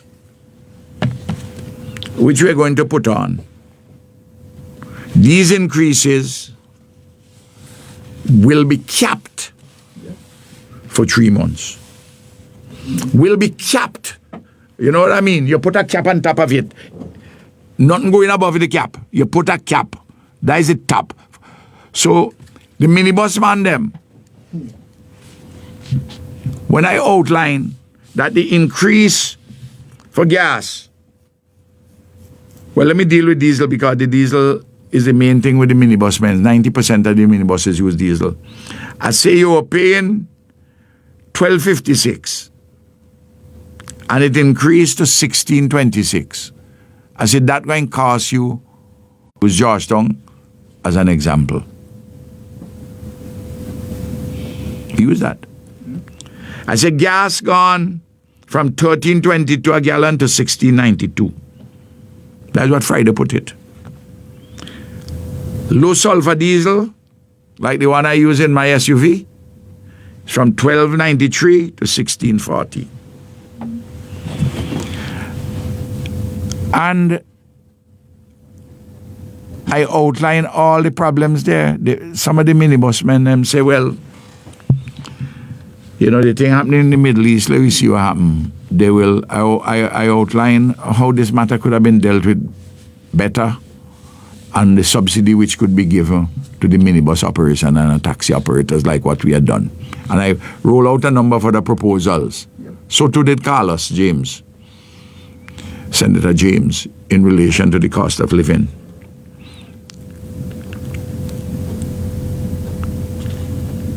You know what they said? Well, he say he go cap it at the diesel at $16.26 a gallon for 3 months, and then they will see what happens. Well, a month not pass good. 30 days. Huh? Well, let me give him the thing. 30 days pass. A month pass. 1 month. He moved the gasoline and he said that he was going to cap it at $16.92 for 3 months. That's what he said in his speech. The diesel, he said he was going to cap it at $16.26. He has now carried it to $17.53 a gallon. And the low to fill up now. Let us understand what has happened in the last month. The two increases. There's an issue with the technology? No, it's good. It's good. All right. We're just making sure that it's stable. Or making sure it's stable. Good. Bling. Before the first increase, so if you look at the price, the two increases over 1 month.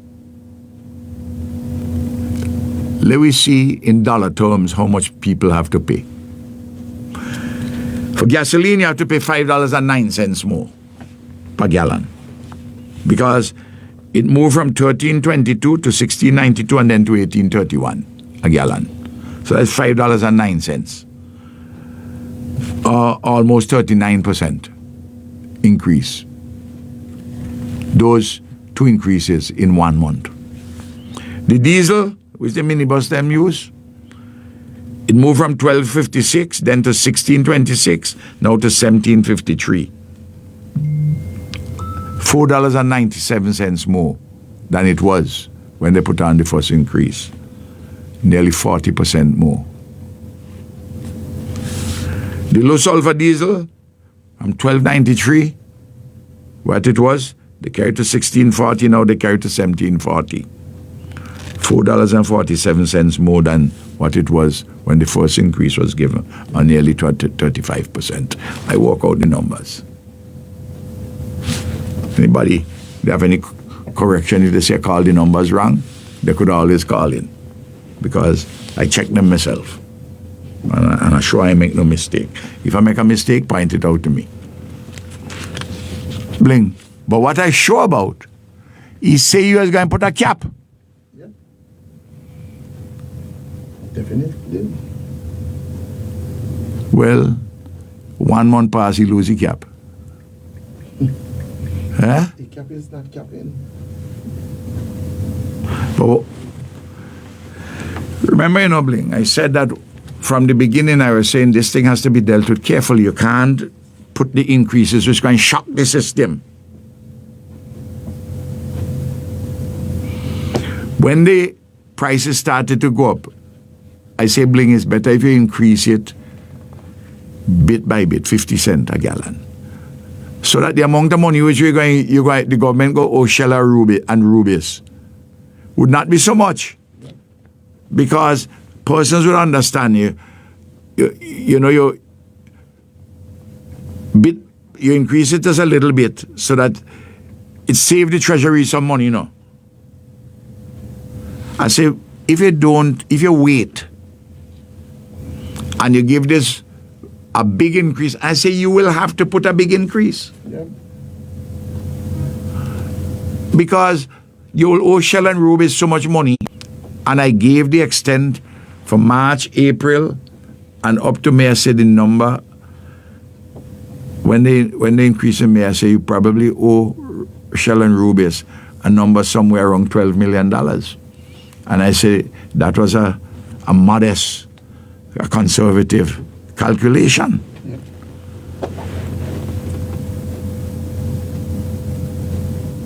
But you say, capping it.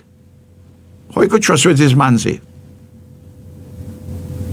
He said the increase that he put on the 29th of March, 29th of May, he capping it for 3 months. That means, Bling, for June, July, and August, the next time you could have looked for an increase is the end of August, according to Friday. According to the cap. According to the cap. And his propagandists were saying that. Yep. We worried about that. The man cap the thing, he doing the best. He cap it, you can't trust the man word. He ain't cap it. Increase it further. And I'm still calling for a specific, you hear me, a specific subsidy for the minibus operators and the taxi operators. You can't do it this way because you're going to have minibus operators will come off the road and just humbug the transportation of workers and people going about their business. Yep. A lot of man go suck salt over this immediate carnival period because they go see they're making plenty trips up and down, people moving between activities, social activities. But even now, so some of them would realize the dance can't pay for the light. Gas eating. You're going to increase diesel by in 2 jumps, which amounting to about 40%. If something like this happened in America, you'll have a revolution. Men sit down. I say, well, you say, you cap it. Cap. The man, when the man talk, you cannot rely on what he say. That's gasoline, diesel, and low sulfur diesel.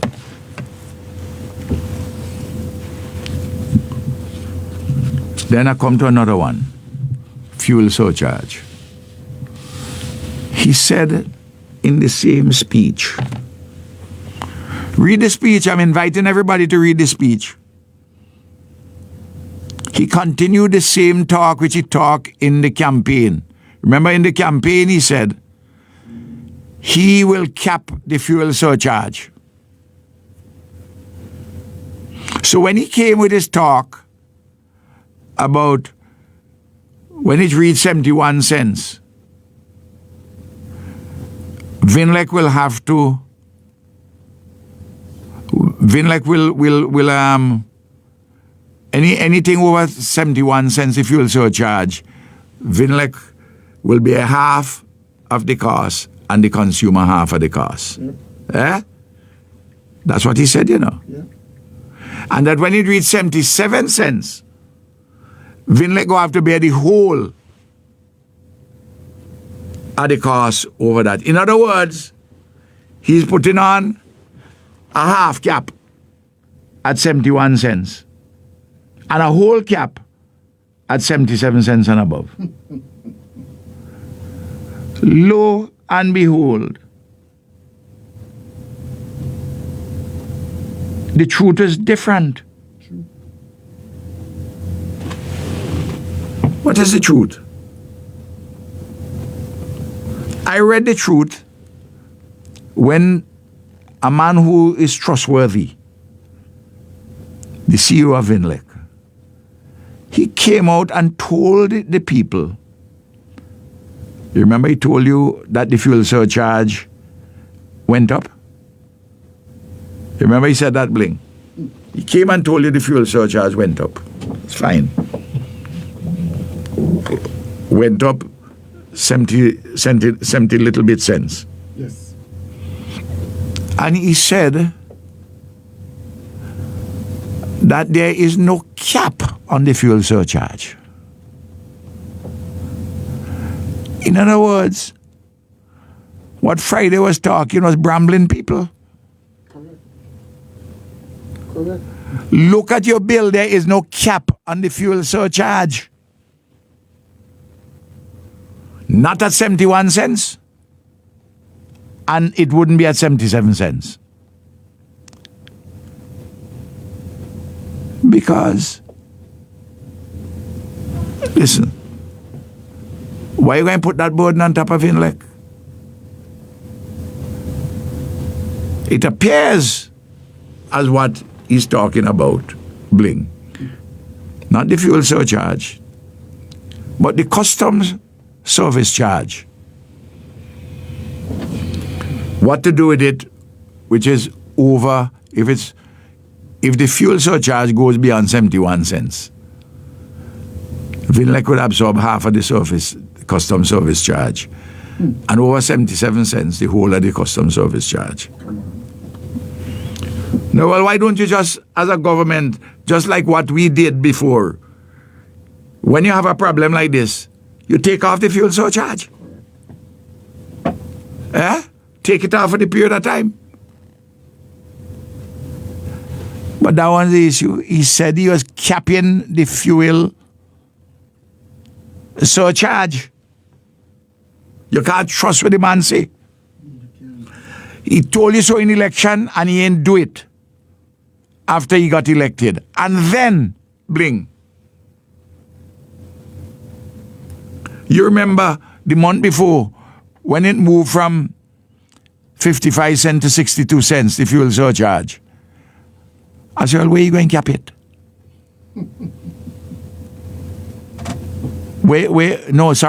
From 55 cents to 67 cents. I said, when are you going to cap it? He had to tell us because he promised that to the people. He didn't cap it then, and he talking one thing to say he going to cap it. But there is no cap for the fuel surcharge because the CEO of Vinlec tell us there is no cap to the fuel surcharge. Because if there was a cap, the CEO of Vinlec will know if there's a cap. Because Vinlec is 100% owned by the government and people of St. Vincent and Grenadines. And if the cabinet wanted a cap, the cabinet would have tell Vinlec that they're putting on a cap. Yep. And then Vinlec would have naturally asked them, well, who paying for that which over the cap? You know? Because Vinlec would have tell them, well, we can't pay it, so you have to pay it. You, the government, will have to pay it. Because we have our capital programs, we have our maintenance programs. You can't ask us to bear those costs because it would affect our bottom line and our capacity to expand the electricity services for the demand and to keep the service going properly, which are very important public policy issues to be addressed by Vinlec itself or by any government for that matter. But he broke Friday and the government broke their word again. Are you going to trust them? So you understand why, if I can't trust you with what you say about the gasoline and the diesel and about the fuel surcharge at Vinlec, and they don't affect your self-serving presence in the house with your Canadian citizenship, your Canadian passport proudly in your front pocket, and you sit down on your Vincent and one in your back pocket, I will trust you in dealing with the self-serving matter where you want to serve yourself alone. And you answer questions which were there. I raised a question in Parliament about your son, the Speaker blocked me. And you ain't tell the Speaker it's all right, I go ask a question. Well, there was communication between myself and the Speaker. That is a matter of public knowledge. And I'm not doing any disrespect to the Speaker. Just saying what happened. No. In this way in which Friday is functioning, is putting both pressure on the people and putting pressure on Vinlec.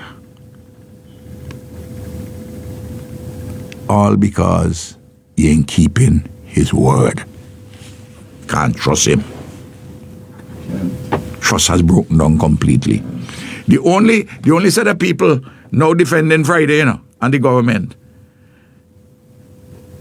are some people who currently eating a better food and who hoping to eat a better food or eat a food. But those who hoping to eat a food, the number, because they see how they see who they're taking care of, They use the voters as voting cattle, and they're taking care of who? The cronies around them. You could see. All right. You can see. It's loud. I would show you some things further. Bling. We're going okay just after 12 o'clock. We have some time. We're going all right.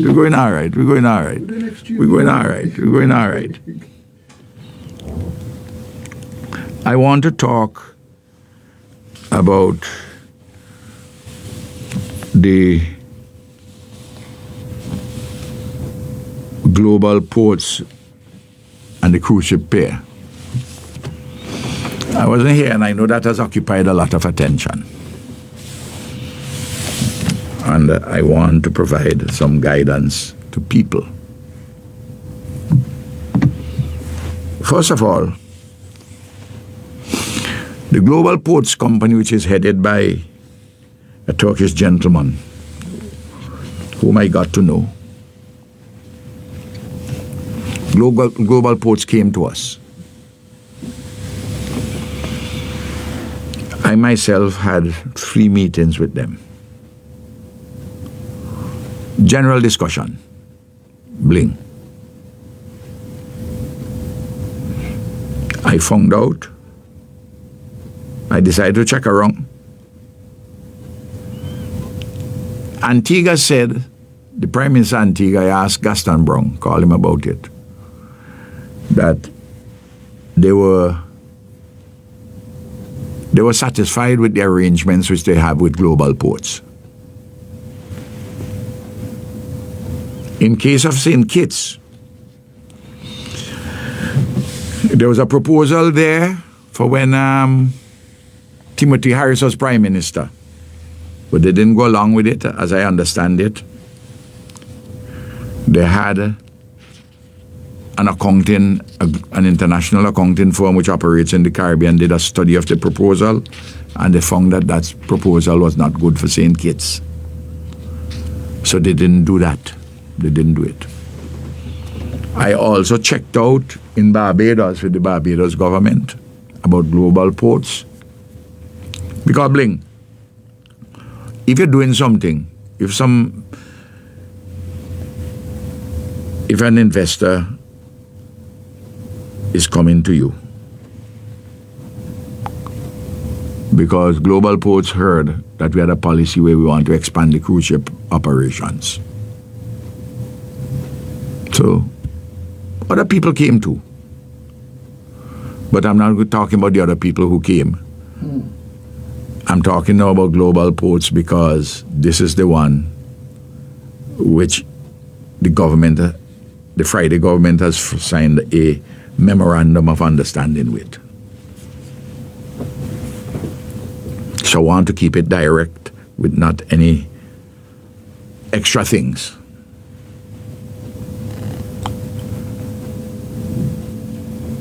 I found, when I checked with Barbados, they said that the Frondell Stewart administration had signed an agreement with global ports to run the cruise ship operations in Barbados to do some enhancement. But when Mia Mottley and her party came to power, they decided not to go along with it.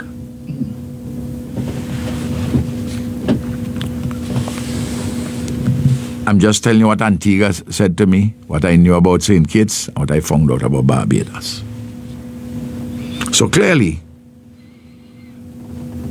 and I read up on global ports, and they are a strong and professional business company.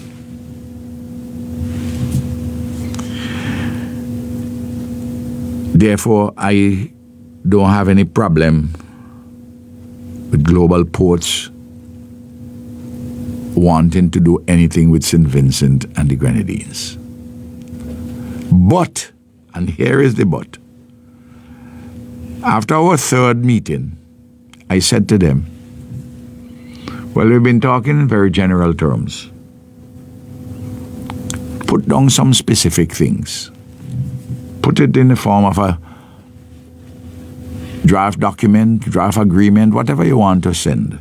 Let me see greater specificity. Because the devil is in the details. Correct. Eh? Correct. You notice how I went about it? And our engagement with them, including our Turkish brother who heads, Turkish gentleman who heads this group, the main investor, as I've been advised. They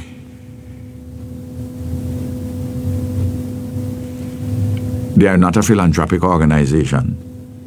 They are a business organization. They need to make money. Yeah. Otherwise, they wouldn't come. True. But we also have our interests. When they came, I told them, I said, we have, I think the first meeting The gentleman Mehmet didn't come. I showed persons from global ports I go to the back of where the Prime Minister's office is. So you can see the whole port layout now. I outlined the vision that we have.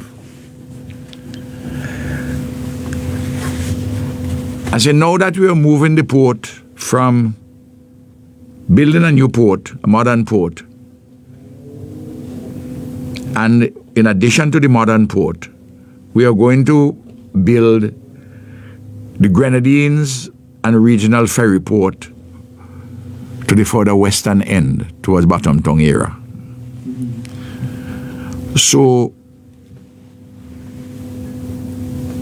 we will, in a fairly short time, move the port, move the Grenadines wharf now and carry it further down. So that whole area will be for development bling. I say we want to upgrade the existing cruise ship pier. And when we move the port, all the land which we have there, we want to do a development where we're going to put in another 1 or 2 cruise ships, berths. I say somebody had come earlier, said that we might be able to even put a little marina. I said, but that's going to be optional. You know, one of the persons, not the global ports, other people who had come and showed interest. And I say, we'll naturally have on the land side some facilities to facilitate the cruise ship expansion, which we're going to do by where the old port used to be. And we were going to develop the land behind with a boutique hotel and performing arts center. Put facilities and a health and wellness being a focus towards the back. I even said to him, I said, this we would have to do in phases. We might even have to acquire some lands further up, which may involve relocation of certain persons and facilities. They said, Bling, that they were interested not in anything that big, but something more limited. They said they will spend up to 30 million US dollars, about 80 million EC dollars.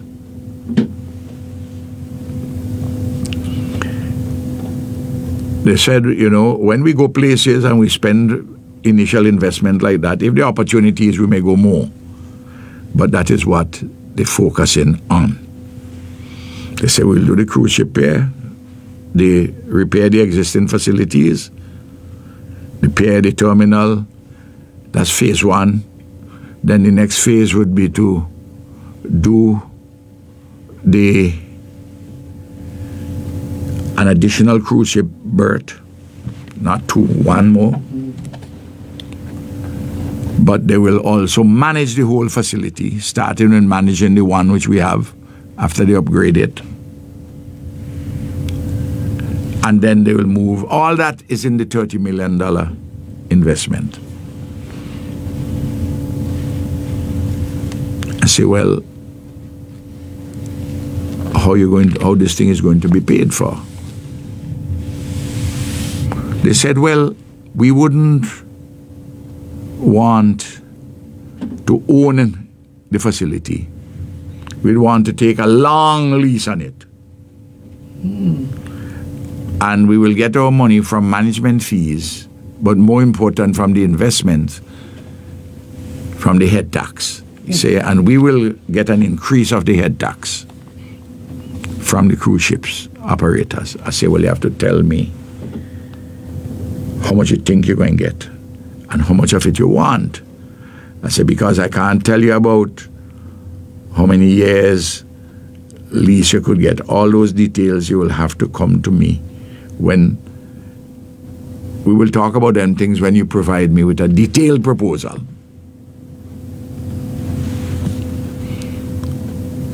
No. Rather than await detailed proposals, what the government has done, this Friday government has done, so that it could be seen to be doing something, bling. They went and had a memorandum of understanding to say, first of all, that the same $75-80 million investment, they tried to throw smoke in people. I am talking about people from the government, so they said they might even carry up the investment to 225 million EC. But Global Ports is insisting all the time, no, we ain't going there. Let me just talk about what we're going to do first. But look at some of the details, bling. You're going to invest $30 million. That's what you say. US, $80 million EC. The first issue is that what you put down, would that be the extent of your investment? You may say it's 30, but it might be 25 million US. So rather than 80 million EC, it might be 66, it might be 50 odd. So that is something, a detail which will have to be checked very carefully, because you could be paying more than what the investment is. And then you would have to say, well, what is the cost of that money over the period? Do we have to pay for the cost of the financing too? Out of the head tax, and how much of the head tax you're going to take? And then when you're doing management,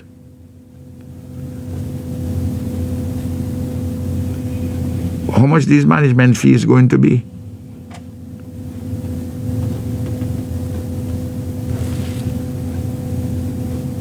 All of these details, we do not know. But what worries people is that you agree in advance that you're going to give it for 30 years without you knowing the details. Ebling? Eh? It's crazy. You are agreeing for 30 years before you know the details? You see fellas operating like they're the baby plane. Yep. Because a critical determination there is what is the actual amount you're putting in real terms, and how much you're there for recouping from the head tax.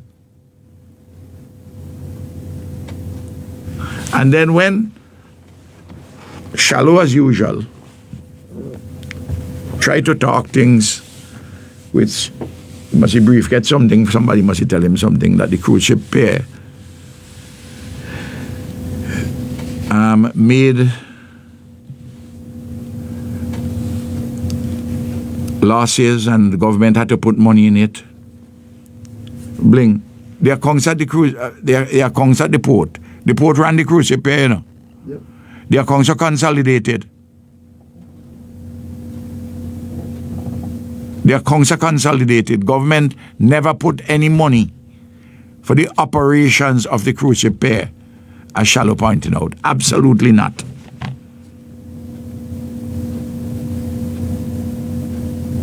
All of that was within the ambit of the port, but the port did their work.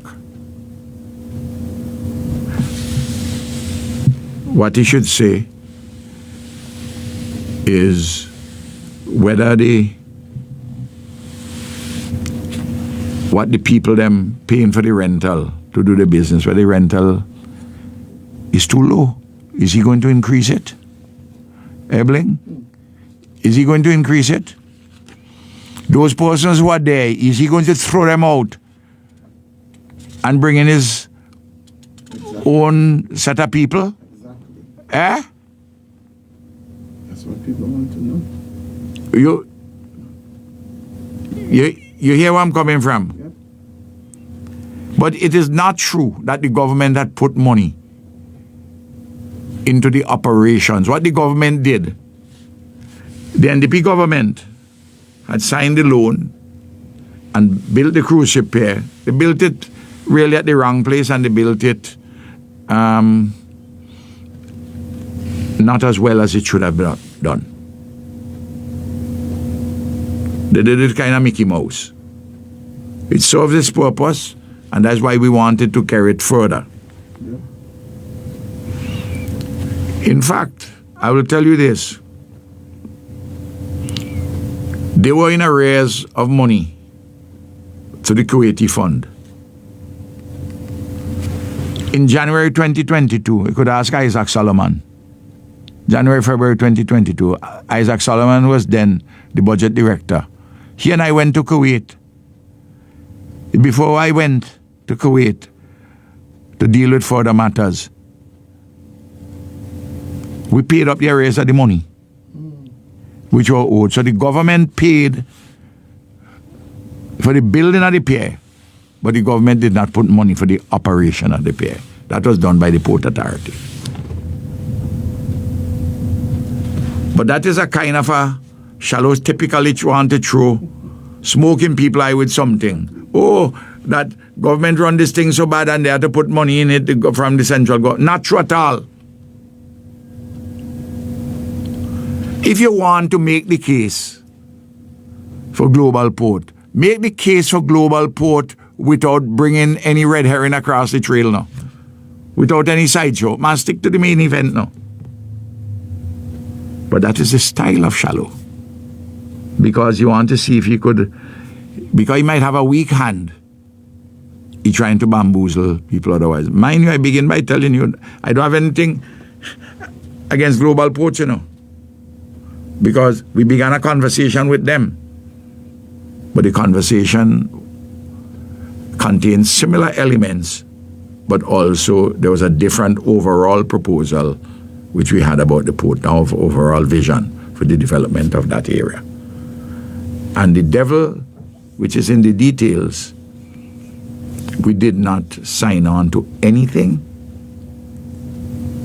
though that they sent something just before the last election. And I repeat, Gaston Brong tell me that they were doing well with them. I don't know the details of Gaston Brong's arrangement. I told Gaston at the time, I said, well, when I'm finalizing, I will see what arrangement you had with them, because, Bling, I want to know if they were giving Antigua a better deal than they were giving us. And I wanted to know if the deal which they give Antigua is the sort of a thing which would work with us. So the devil was there in the details. But you don't want green up front by saying you do them 30 years. So the memorandum of understanding was just something which they throw in people's eye to say, well, something is a semblance of activity now. Now I'll give you an example again as to how shallow, just unnecessarily, he seemed to have an insecurity that he can't deal with an issue on its merits. He has to drag other things over and muddy the waters unnecessarily. Take, for instance, the appointment of an esteemed person, Safia London, to be the CEO, Chief Executive Officer of the St. Vincent and the Grenadines Port Authority. Well, remember this, you know. Let me begin by telling you, the St. Vincent and Grenadines Port Authority, we're the one who established that in a Bling. The NDP was on the radio saying where we need that for. They were saying what we need that for when we came to Parliament. They were all over the place on it. But we saw the need to establish a statutory body called the St. Vincent and Grenadines Tourism Authority. And I was very much involved with Rennie, with the legal drafters in drafting that bill. And if people should look at the Tourism Authority bill and to see what it covers. No. Safia London, the brilliant scholar, a woman who has experience in managing businesses. She was the person who was in charge of the brewery operations for Barbados and here. Had other jobs before. She's a woman of merit and worth. But if you didn't want to continue with Annette Mark, who is also a woman of merit and worth. Yep. Yep. And Annette dealt with her conversations with Shallow when Shallow wanted her to stay on a little longer and help with a transition if need be and so on. And she decided after she had taken some holidays and came back and said, no, she doesn't want to. She's going to look at other options. As she pointed out, when we asked her to be, when the ULP government asked her to take on the leadership of that organization, that she had some other irons in the fire. And she outlined that in a long article. I don't want to go over what she said. Bling. I'm dealing with Shallow. She wrote. I read what she wrote. I'm talking about Annette Mark as to all her accomplishments and how she got the job and so on and so forth and all what she did. It was a good report she gave. And as Carlos James has said more than one time, that he felt that she did a good job as the CEO. I had conversations with her, and many times when she was as CEO, about many issues, things which were drawn to my attention, where we can perhaps go into different areas, and so on and so forth. As any sensible prime minister working in conjunction with his minister will do. And Carlos and I worked well. And also Carlos and Annette worked well, and I had a good relationship with Annette too. But the way Shallow presented it is that we picked Annette from out of the blue and disregarded Safia and London, suggesting that there was some kind of a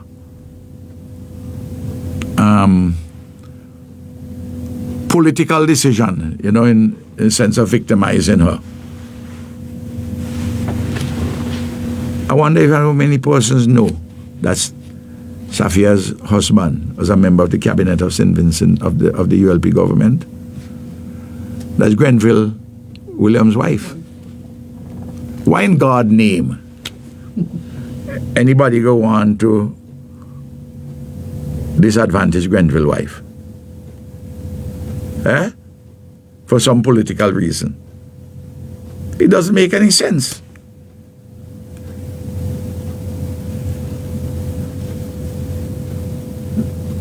We had a company, as I recall it, a consultancy company owned by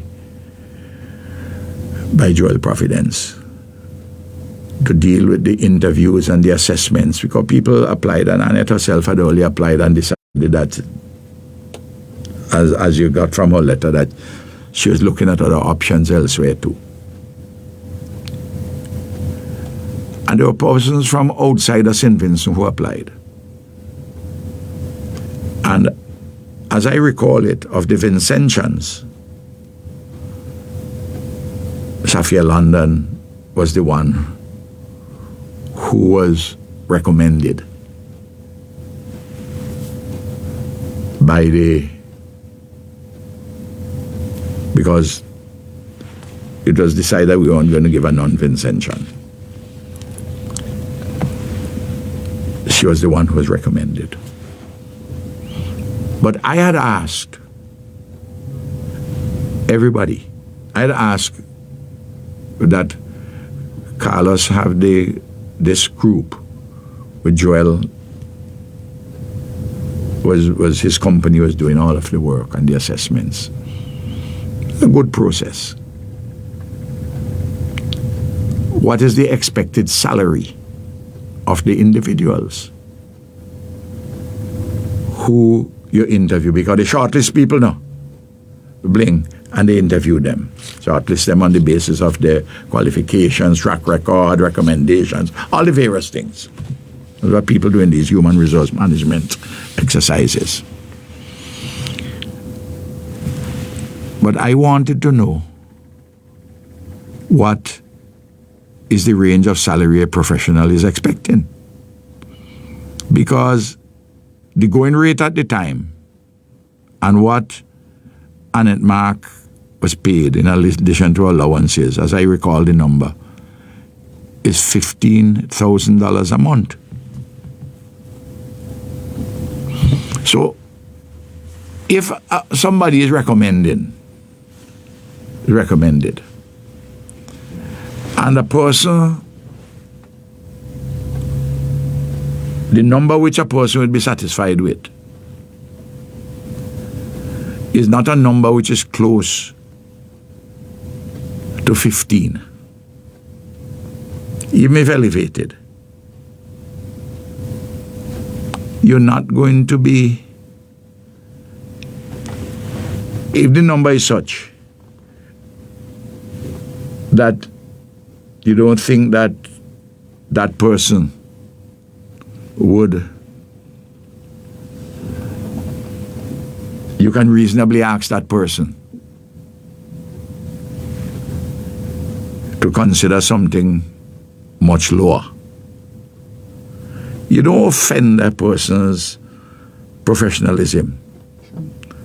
For instance, Bling, if I, and I'm not saying that this is the case, but if you offer me, if you're being interviewed for a job and you say, well, for argument's sake,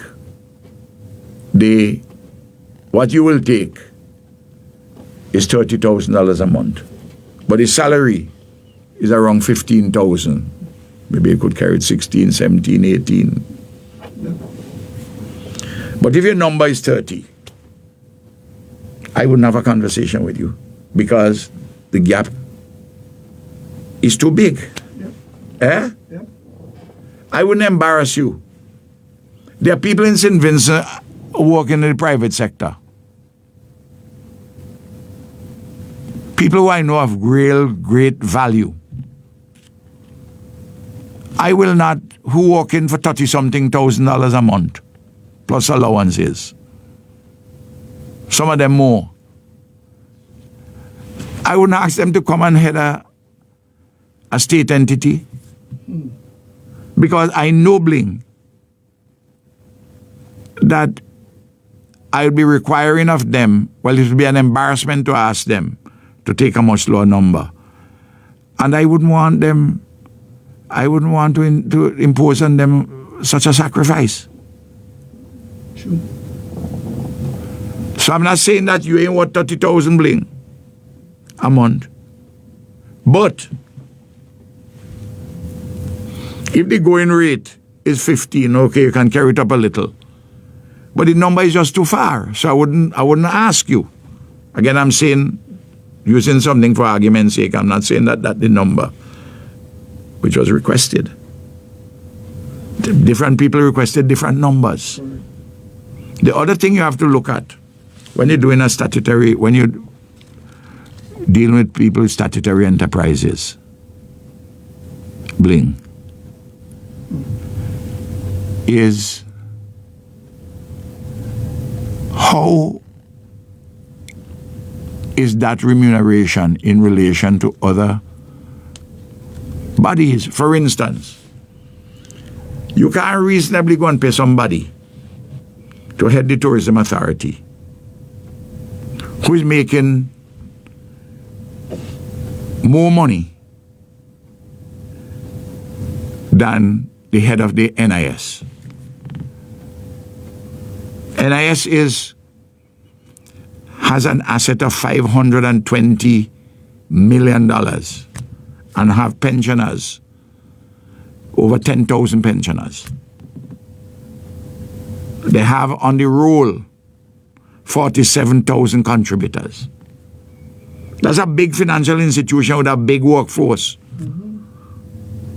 If you have to put that and you put the tourism authority, I don't think that person will tell you that a person who is working to head the tourism authority should get more money or much more money than somebody at NIS.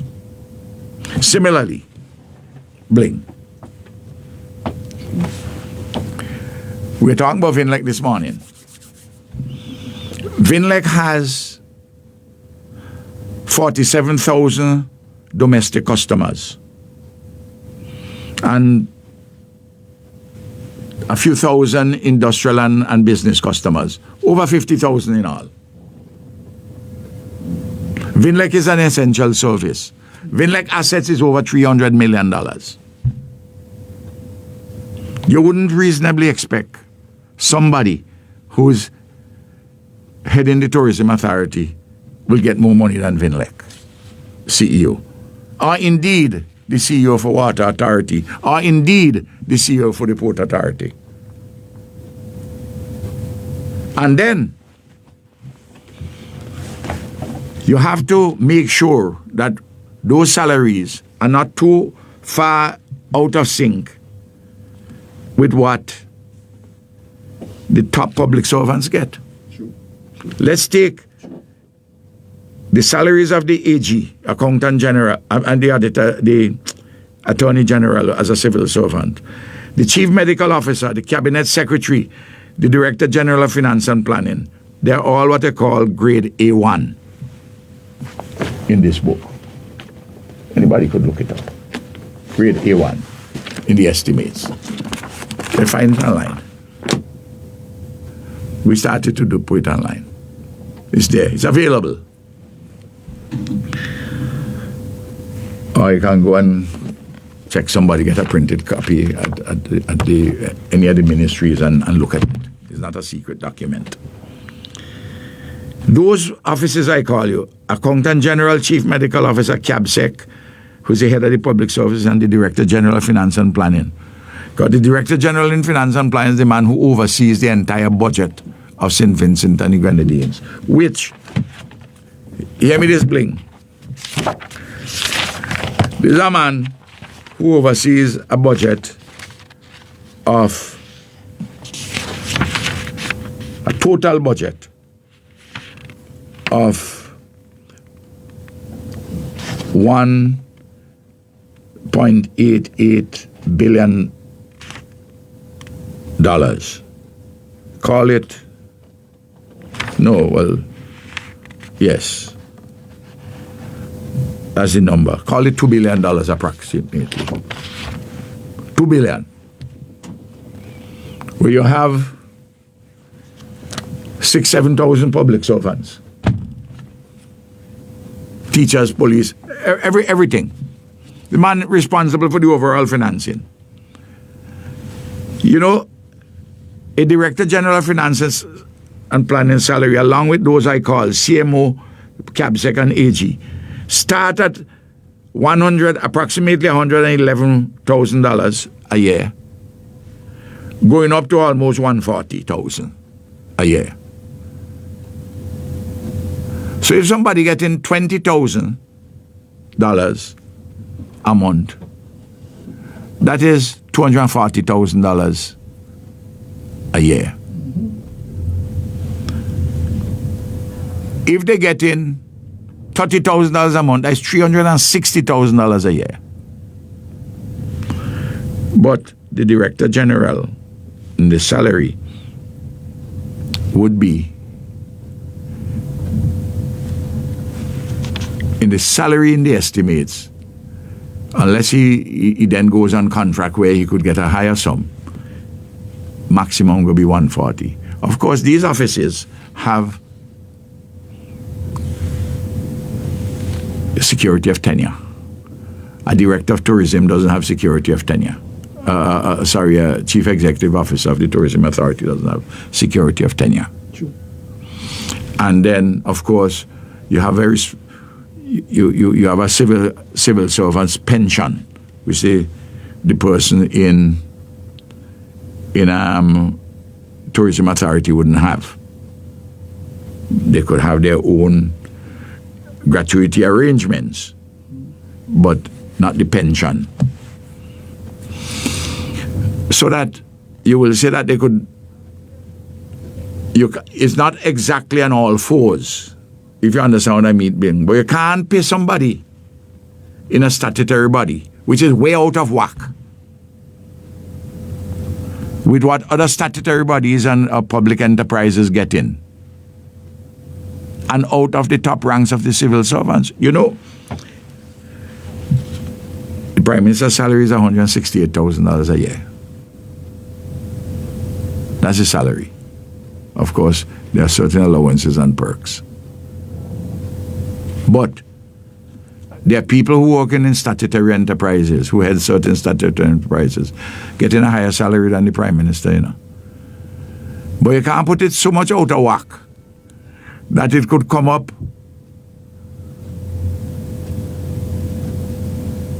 to $200,000 more than the Prime Minister will make. Eh?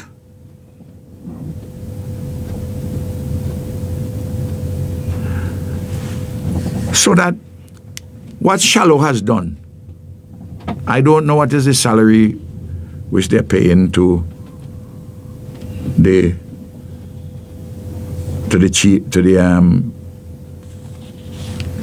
head of the Tourism Authority now.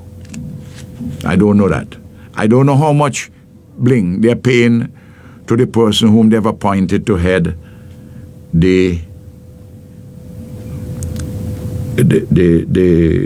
SVG, Invest SVG.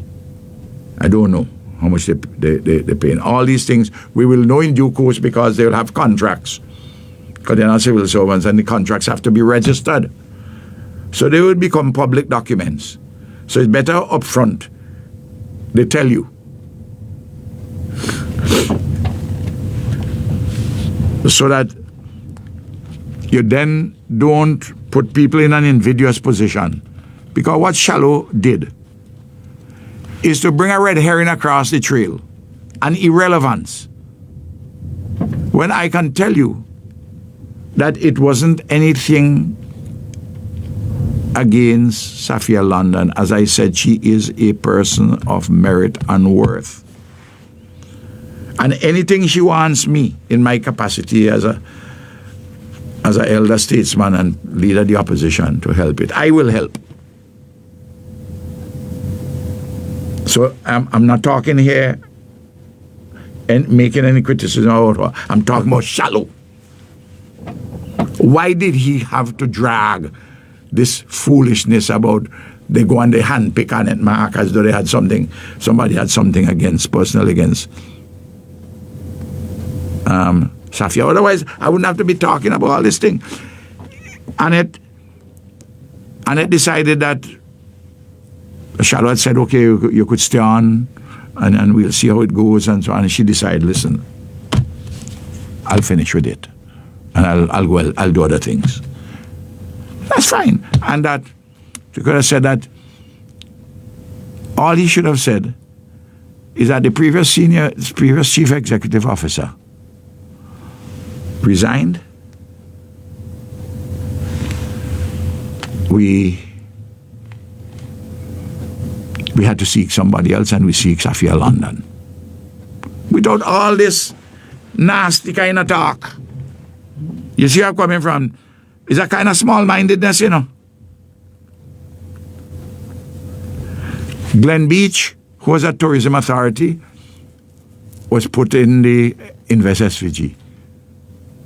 Well, they fired Glenn. So they had to get somebody new. Or they could have said, well, they fired Glenn and they get somebody new. They don't want to go and bad talk anybody. Unless somebody is guilty of some malfeasance of something. Annette resigned. They didn't fire Annette, Annette resigned. They say, well, she has resigned, so we hire somebody else. And there is that, without souring this thing and having this discussion. What you want to do? You want to throw red meat. They have no accomplishments, so you want to throw some red meat to the NDP base, the crazies. Some of them on the internet. That's what you want to do. Throw red meat. But Shallow has a track record showing on many things that he talk about. He has a small mind. Small mind. You can't be a small-minded man in these kind of positions. And you see what he did also with the behave like that on the election platform, the campaign thing. You may forgive you, say, all right, you play any politics on the platform. But his small-mindedness just continues. And I could justify all what I'm saying as fair comment based on the facts of his small-mindedness, the examples I give about his small-mindedness. The Commissioner of Police, let me not even go. The Commissioner of Police makes $102,000 a year. The permanent secretary in the Ministry of Tourism, that permanent secretary starts with a salary of $99,000 approximately, and the maximum is $130,000.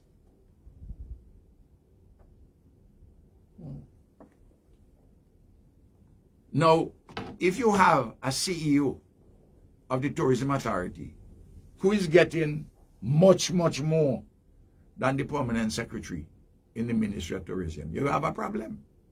I don't know how much the CEO in the Tourism Authority getting. But the accounting officer for the Ministry of Tourism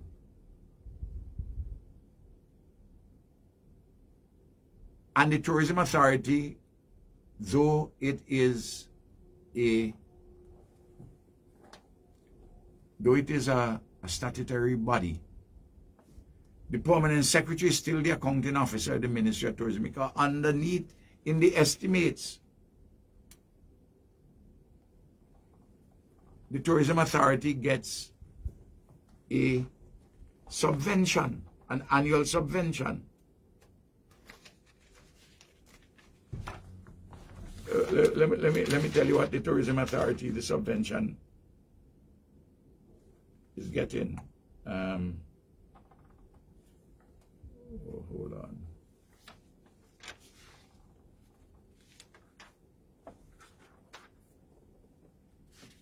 Hold on.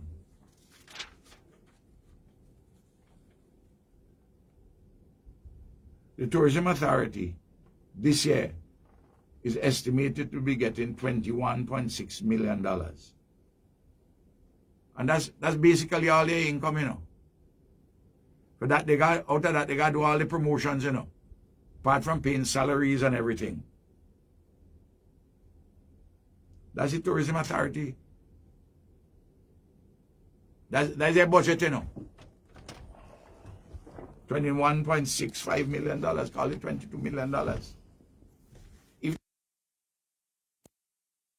I doubt that they're going to get all that money for the Tourism Authority this year, the government. They give them money to pay salaries and they go penny pinch and other things. You hear me? So you understand the point I'm talking about, how you have to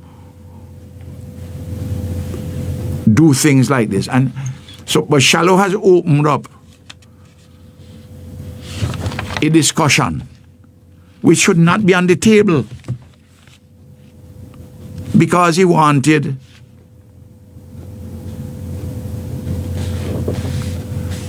to be nasty. And as though Annette Mark was handpicked. Annette Mark was one of the persons who, as I understand it, was assessed.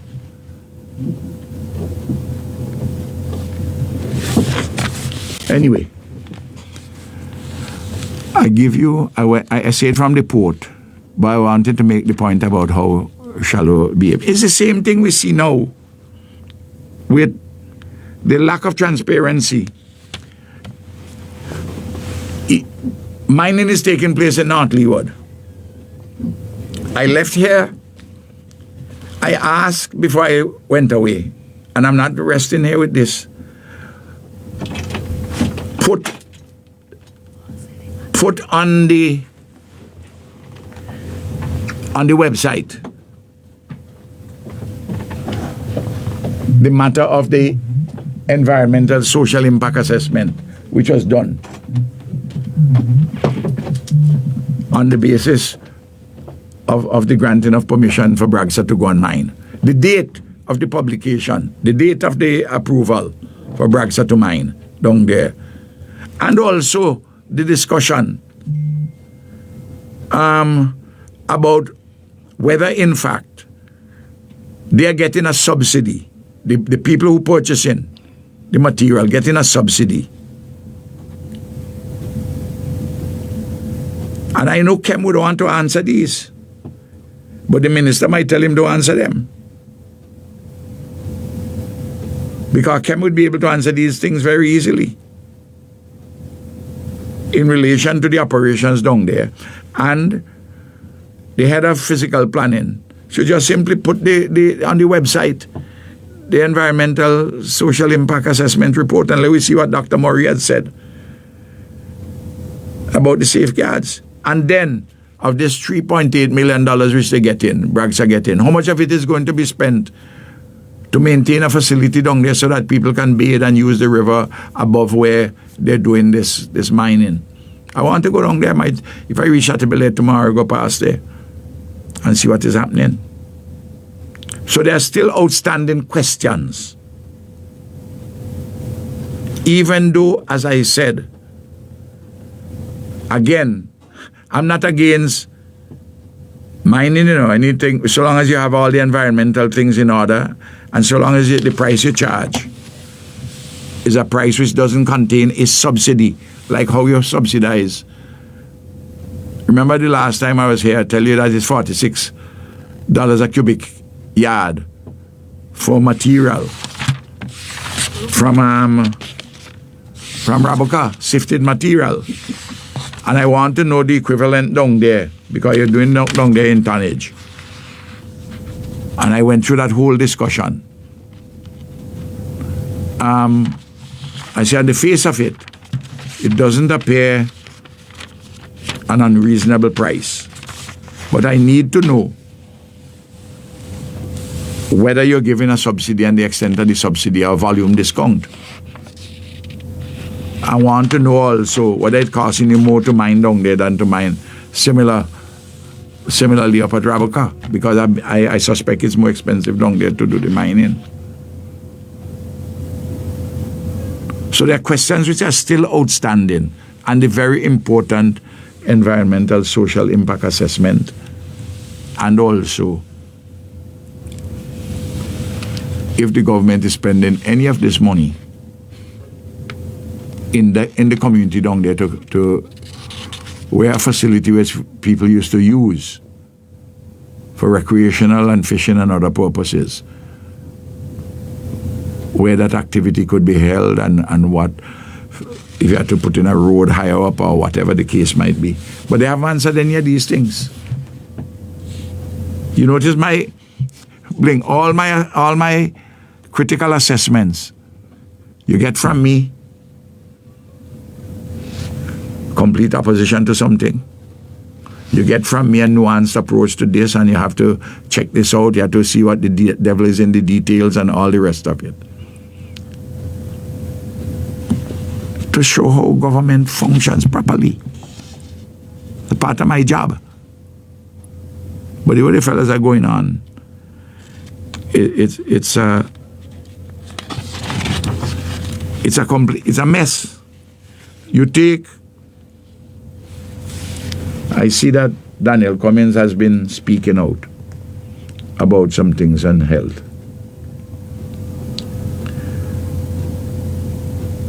Mental health and other things. There are a couple of things which jump out at me.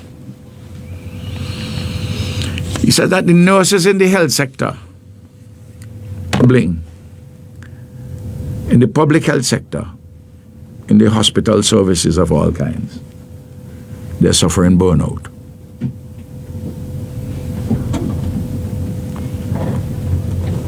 Well, we had been given the nurses for 2 years running $500 a month, tax-free, as a supplemental income, to incentivize them. You take that away. You ain't think that going to burn them out more because I take it away? But to deal with burnout, what he's doing, he put in a unit to deal with human resource management. Yep. What about the $500? Don't give me the words. Don't give me no vague, inchoate words. What about the $500? The $6,000 a month. And up to now, about you ain't saying nothing about that, you know. The head of the Public Service Union. What a time. That is why they're losing trust, you know. Then, you remember, when they're in opposition, all of them want the head of the chief medical officer. You remember? Yep. I said, this is a splendid professional. I said, she's in the top rank of chief medical officers throughout the region. Well, Cummins just says that she's one of the best CMOs. Well, I don't know anybody better than her. So his praise ain't reached yet high enough. But some of the crazies, remember, wanted her fired. I said, but how are you going to fire the chief medical officer? Eh? You're going to put you where? Huh? You could fire public servants. But she was doing a good job. Excellent. Including doing a good job over the COVID period. Yep. But no, her advice, they say she was a waste of time and so on. All of a sudden, no, she is one of the best in the region. This woman is a scholar from her young days. Her father and mother brought her up, as they brought up her other siblings, as good people, as fantastic professionals, all of them. No, you're pulling down. But no, you realize her quality. Exactly. Also, they must stop telling this lie that we never had a psychiatrist for 10 years. It is true for prolonged periods of time. We had difficulty recruiting a psychiatrist, but we recruited psychiatrists. And I remember the case of 2 of them from India. One came, spent a short period of time, about a year, migrated. Another one, whom we got, Bling. She spent a couple of months and get a better job, better paying job from the. Remember? From one of the medical schools. Oh, when you talk about mental health, you know, page 531 shows that we spend on mental health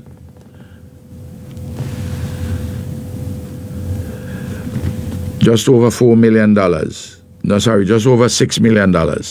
That's our spending for For this year, it's $6.4 million. And if you look at page 565 to see the staff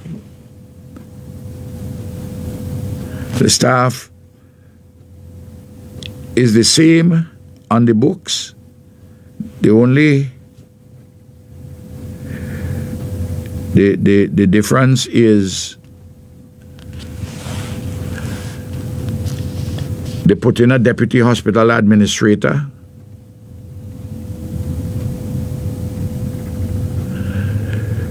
That's one difference. And then they put in a director of mental health. And the document which had come to us with the issue of the director of mental health is how they were going to work the whole structure. You need a revised structure. Because the director of mental health is an A3, which is below that of a psychiatrist who is an A2. But the staff is the same. 26 nurses, 16 nursing assistants, 26 nursing aides. The same number of the psychiatric nurse practitioner, one of them, the social worker, the same number, the ward managers, the same numbers, occupational therapist aide, senior nursing officers, the medical officer, all the registrar, all the positions are the same, except for those two which I just mentioned, where they're strengthening the administrative side of the matter, and I have no quarrel with that. But who invested in building the new mental health facility out there? Is the ULP government, you know. Yep.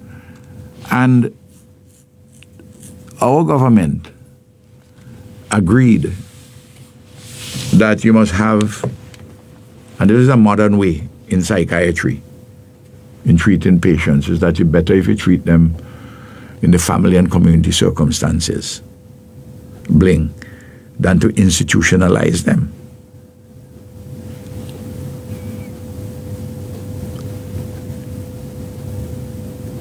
The problem is we don't have the community supports in St. Vincent and the Grenadines. And we don't have the appreciation in the culture yet as to how we should deal with persons who suffer from mental health. And what I agree with Cummins about, and I agree very much with Dr. Alvis, who is a splendid professional. I don't know who is the new psychiatrist. I don't know the person. And I know they're hardworking people who are there who are doing a fantastic job in difficult circumstances.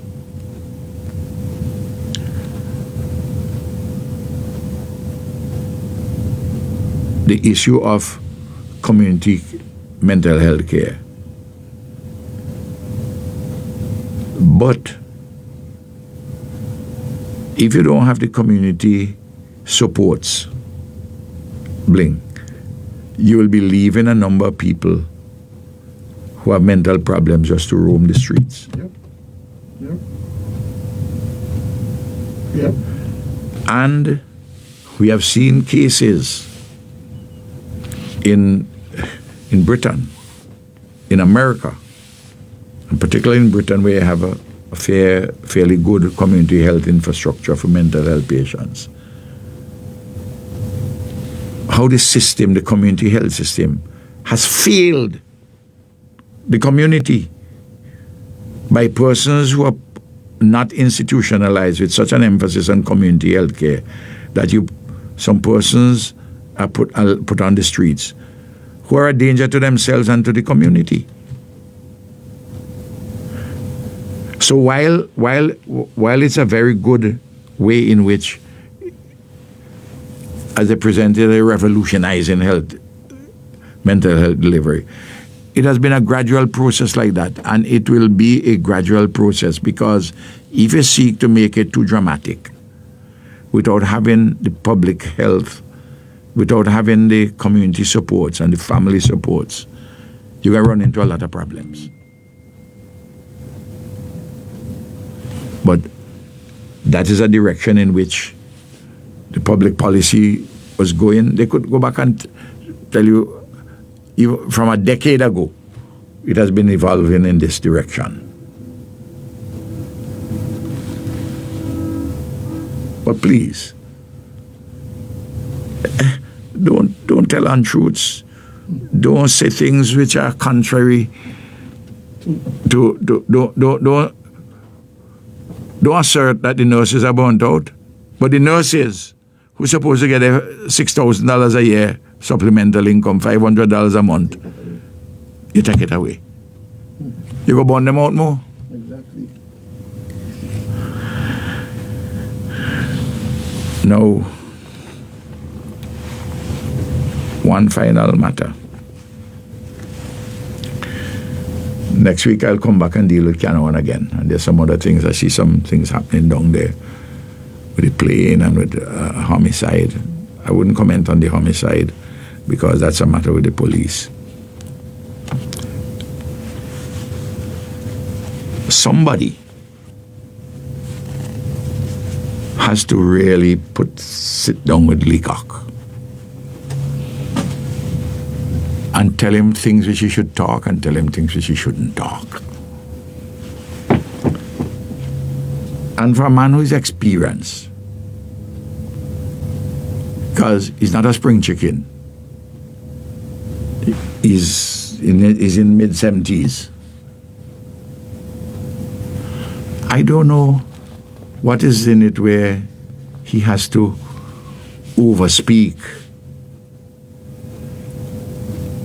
You know?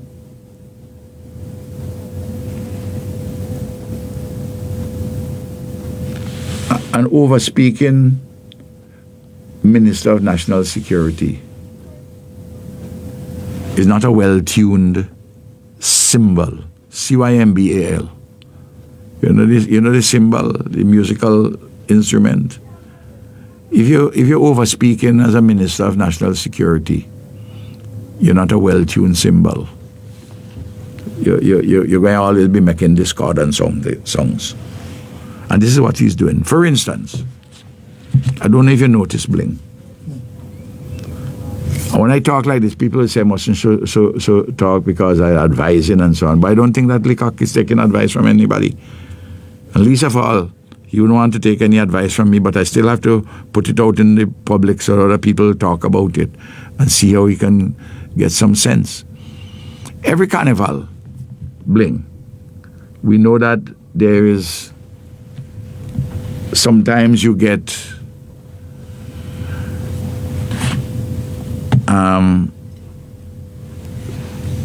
more rambunctiousness. People drink a lot more rum than they should drink. Some people carry on with lewd behavior a little too much and do some things which are out of bounds. But by and large, over the last many, many years, we have had carnivals which have been peaceful. Occasionally bottle throwing, some antisocial kind of activity.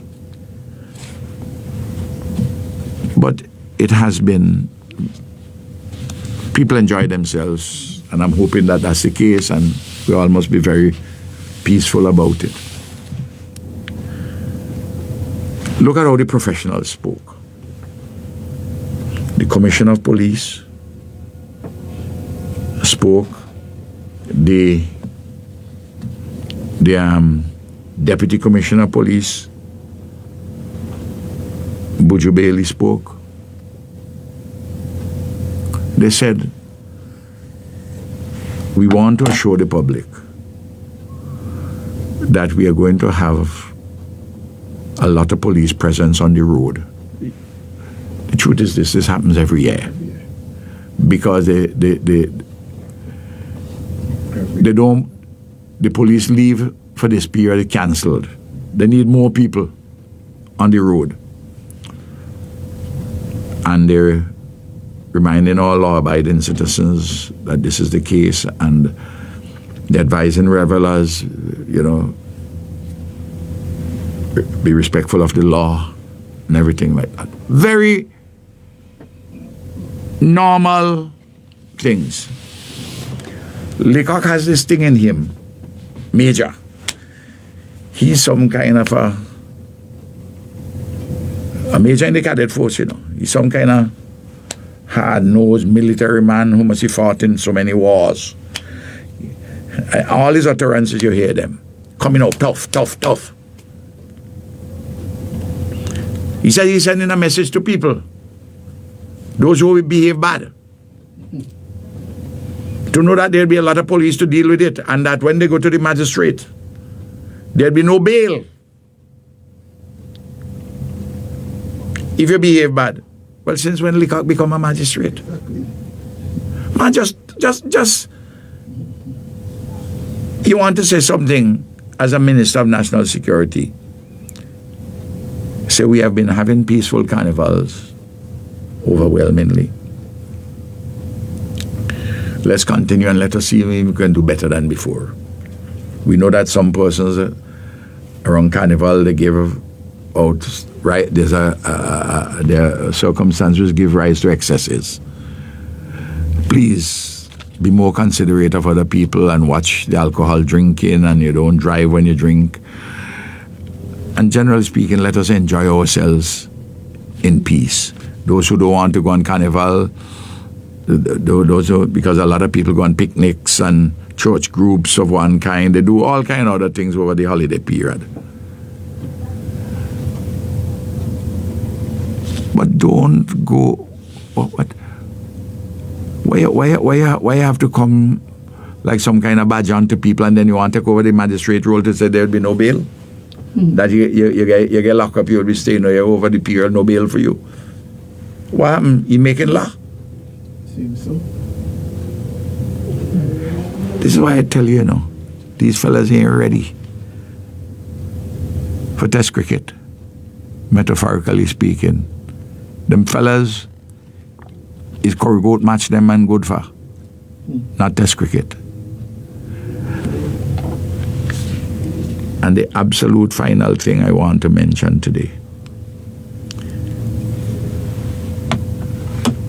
is the continued pressure that people are facing, and the continued dismissals of people, and the political dismissals,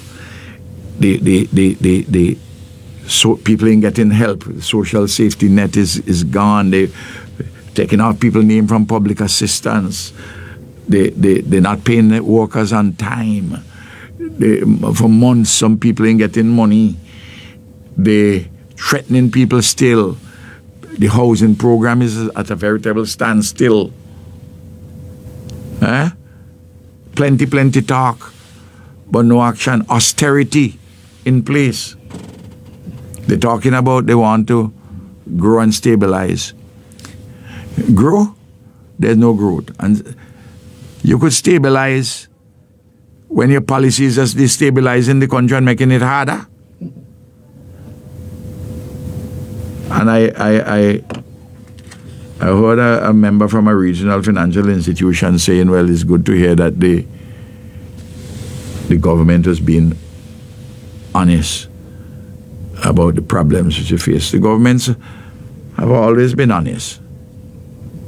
Governments have always been honest in St. Vincent and elsewhere. The point is this: you have to be careful that when in a regional financial institution, you don't try and suck up to a government, because that's not your job. And your job has to be dispassionate. And what you should be telling the government is, listen, you're manufacturing a problem of your own. You're going to the IMF as a choice. You're embarking on austerity as a matter of choice.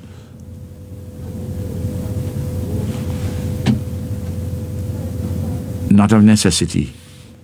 There's no necessity to go there. There's no necessity to institute fiscal policies who can bring pain and suffering to people and slow down the growth which has been taking place in the country. Things in the country dead. And now you want to take away money from people, poor people, children who getting help from the lotto. Bling, could you imagine that they said they would only give assistance to somebody in the lotto, from the lotto, if the household income is less than $2,000 a month? Bling, you have a mother and a father and one grown son or daughter in the house working. And you have 2 or 3 children in that household going secondary school or college. Bling. So you got 3 persons in the household working. If they're making $2,000 a month, each of them making $700. Hey, Bling? Yep. Under $700. Why? And if they have 2 children, one going secondary school, one going college, you ain't get any help. So wait, inside of the house, they have a fridge, they have a stove, they have a TV, they have to pay coach or singer every month. They got water and light. The children them who go into school, they have to provide the internet for them. If any of them lose their computer, what the government give them? Where the ULP government give them? It mash up for one reason or another. You think $2,000 for a household, that's the benchmark the National Lottery is going to put? I'm about to say about that, you know. I'm just saying this. So you want to pressure children? Yep. And the number of question they're asking, but I don't know. The next thing they're going to ask is where Naval Stringberry. You know, that is designed to do one thing, to cut off a lot of people. Yep. You know what they're doing in constituencies? They're telling people in the constituencies, NDP activists are telling people who they know have a thing, well, don't bother apply, you know. It's Ralph that did put you on. Because once Ralph put you on, your name won't get cut off, you know.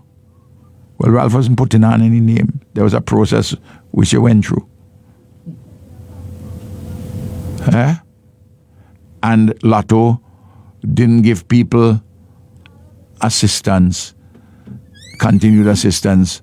If you failed and you don't turn up, you go to school. There are criteria like those which that. But this arbitrary means test, a household income, you know.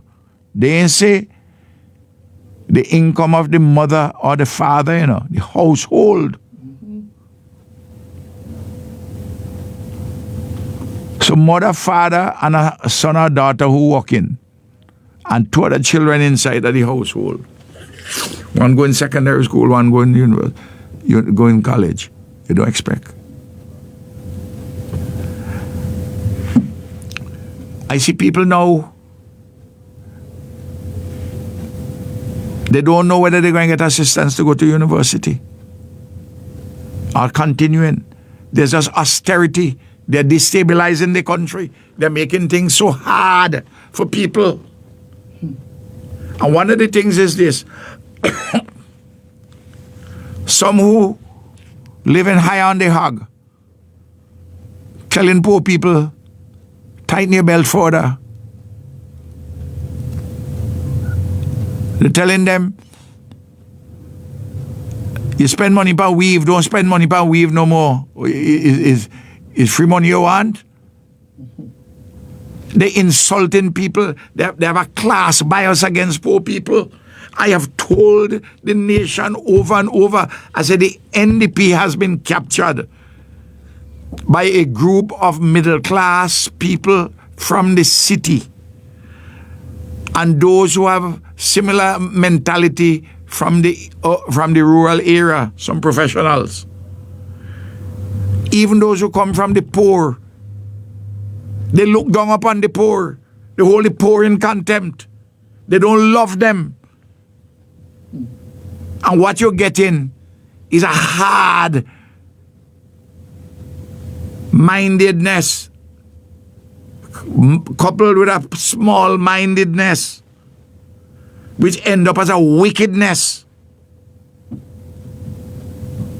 They're saying it's tough love people must get. I mean, the thing, they are building so much pressure. Look, for the country as a whole, I am so happy that carnival come at this time. Because the pressure people are under. People want to let off some steam. But after they finish the carnival, there's the hangover, you know. Yeah? And I ain't begrudging nobody and the enjoyment and the entertainment and the letting off steam. Please, just let it off peacefully. Yeah? Enjoy yourself as much as you can. Be careful. I can't tell you how you must spend your money.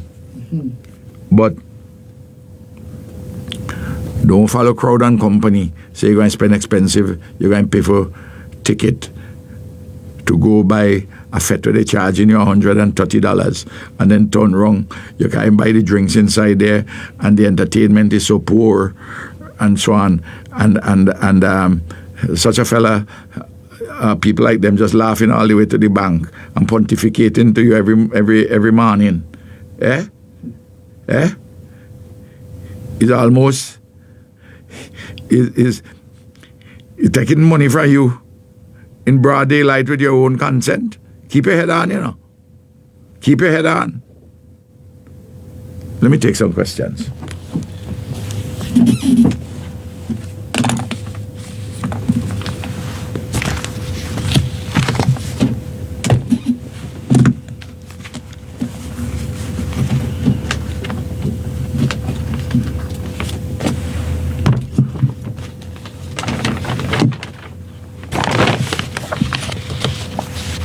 So you can call 451-782-451-7827 or WhatsApp 534-7827. And I have several questions coming in. The first one, you briefly spoke on it. One person is asking, can Ralph tell us anything about the youth students if they are getting scholarship for this year, as they did when he was the Prime Minister? Yeah, it's no, I'm not hearing it. I hear your words there, but I didn't hear it through the. Oh, you wanted some volume? Yeah. How is that song then? Hello. Okay, let me just. All right. But I heard what you said, not through the earphone. I really don't know what they're going to do. I don't expect them, the NDP, to provide the extent of the assistance that we had given to students at the community college, students at the university, and universities all over the world. I see some people actually putting up things for GoFund to help them at university. And we have to hold the government's feet to the fire. They can't cut back in real terms. They kept the money, the same amount of money for tertiary education. But they may have that on the books, but it's what they implementing. The same thing which they did with the workers at the agricultural station. Well, in that case, they cut the money. The same thing they're doing the same thing with people with public assistance. What they're doing now with Lotto, they're using different means. to see if they could tighten up and cut back and cut back and cut back. And the cutback could well affect our university students. But I could assure you that I will keep an eye on this and I will pressure them.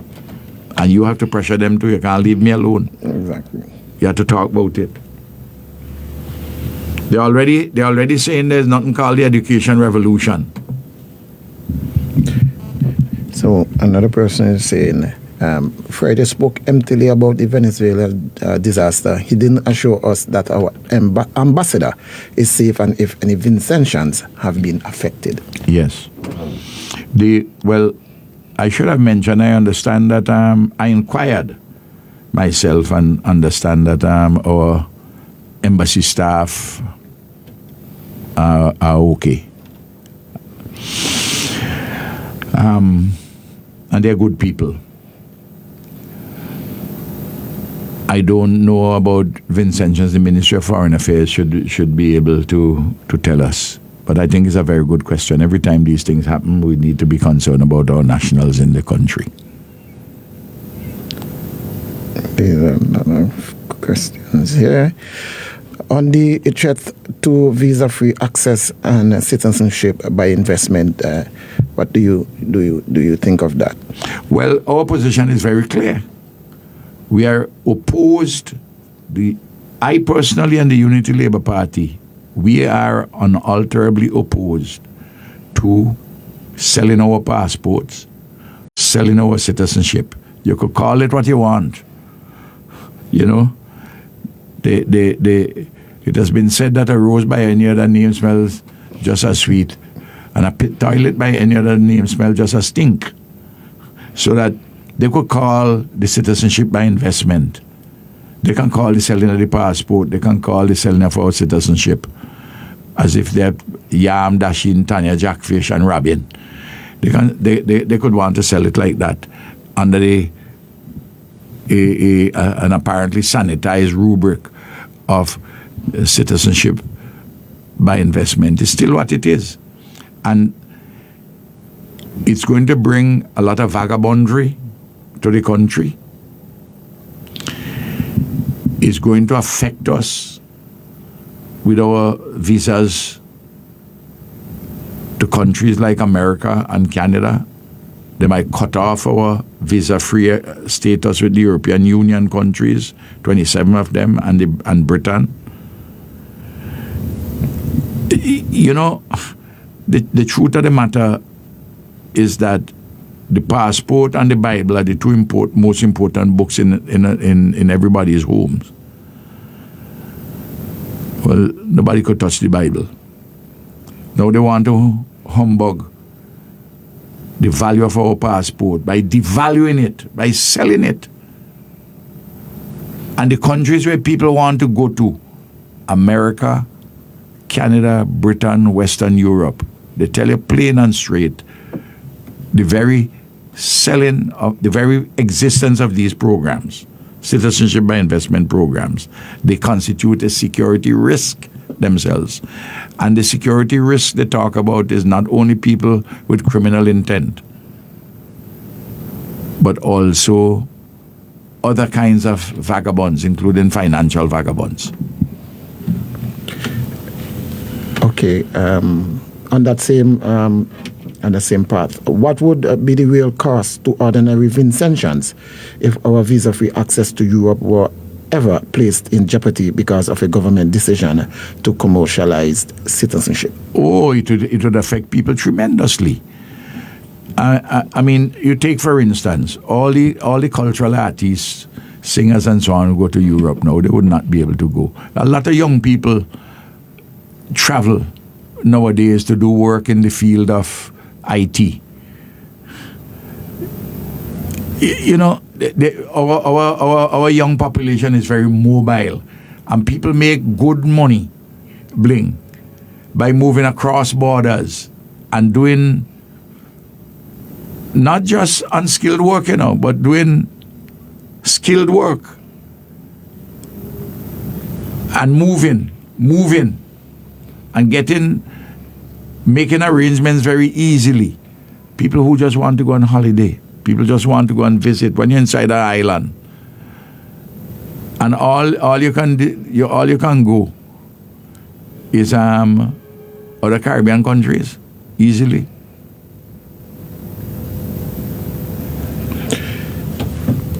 Question again. What guarantees should be demanded to ensure that taxi operators, vendors, tour guides, craft sellers, entertainers, farmers, fisher folks, and small Vincentian businesses benefit directly from the cruise ship arrangement?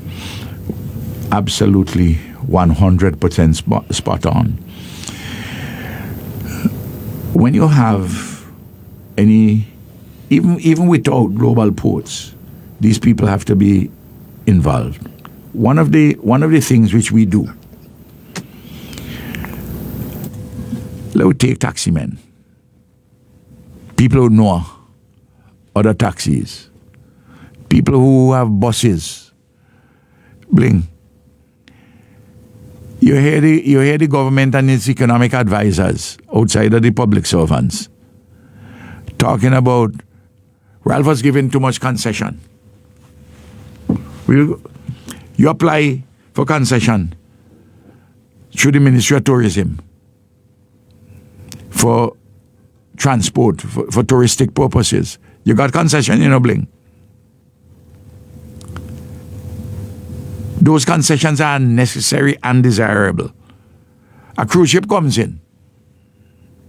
People want to move, Bling, from point A to point B. If you don't have enough buses or taxis, NOAAs and so forth approved going around, taking people, what are they going to do? They're going to just hold up on the ship or just walk about town?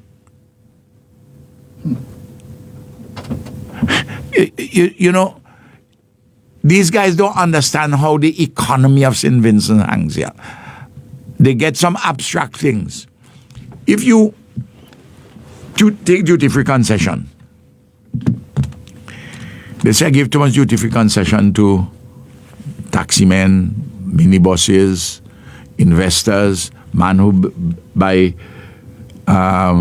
bulldozer, they truck them, give too much concession.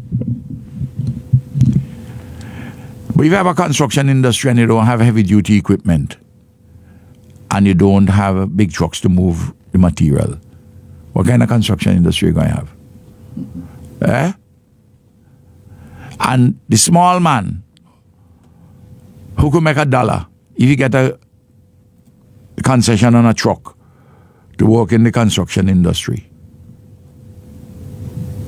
or a bulldozer, a backhoe. These are people who form the backbone, holding things together, and they're holding their families together.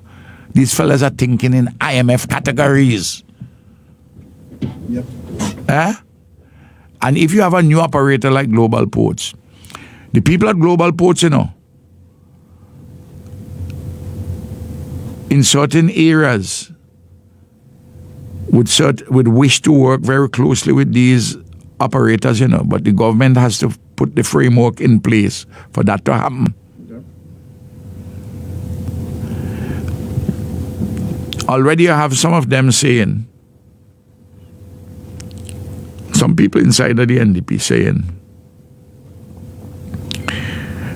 this cruise ship thing, we don't, Son Mitchell never liked this cruise ship thing. And I could understand that it doesn't bring in as much money to the country as they stay over visitors and as the people on the yachts. I understand that. But we have to find ways and means to keep more visitor dollar when the cruise ship comes by having this organization which that questioner talking about, and we have facilities, but those are naturally had to be improved.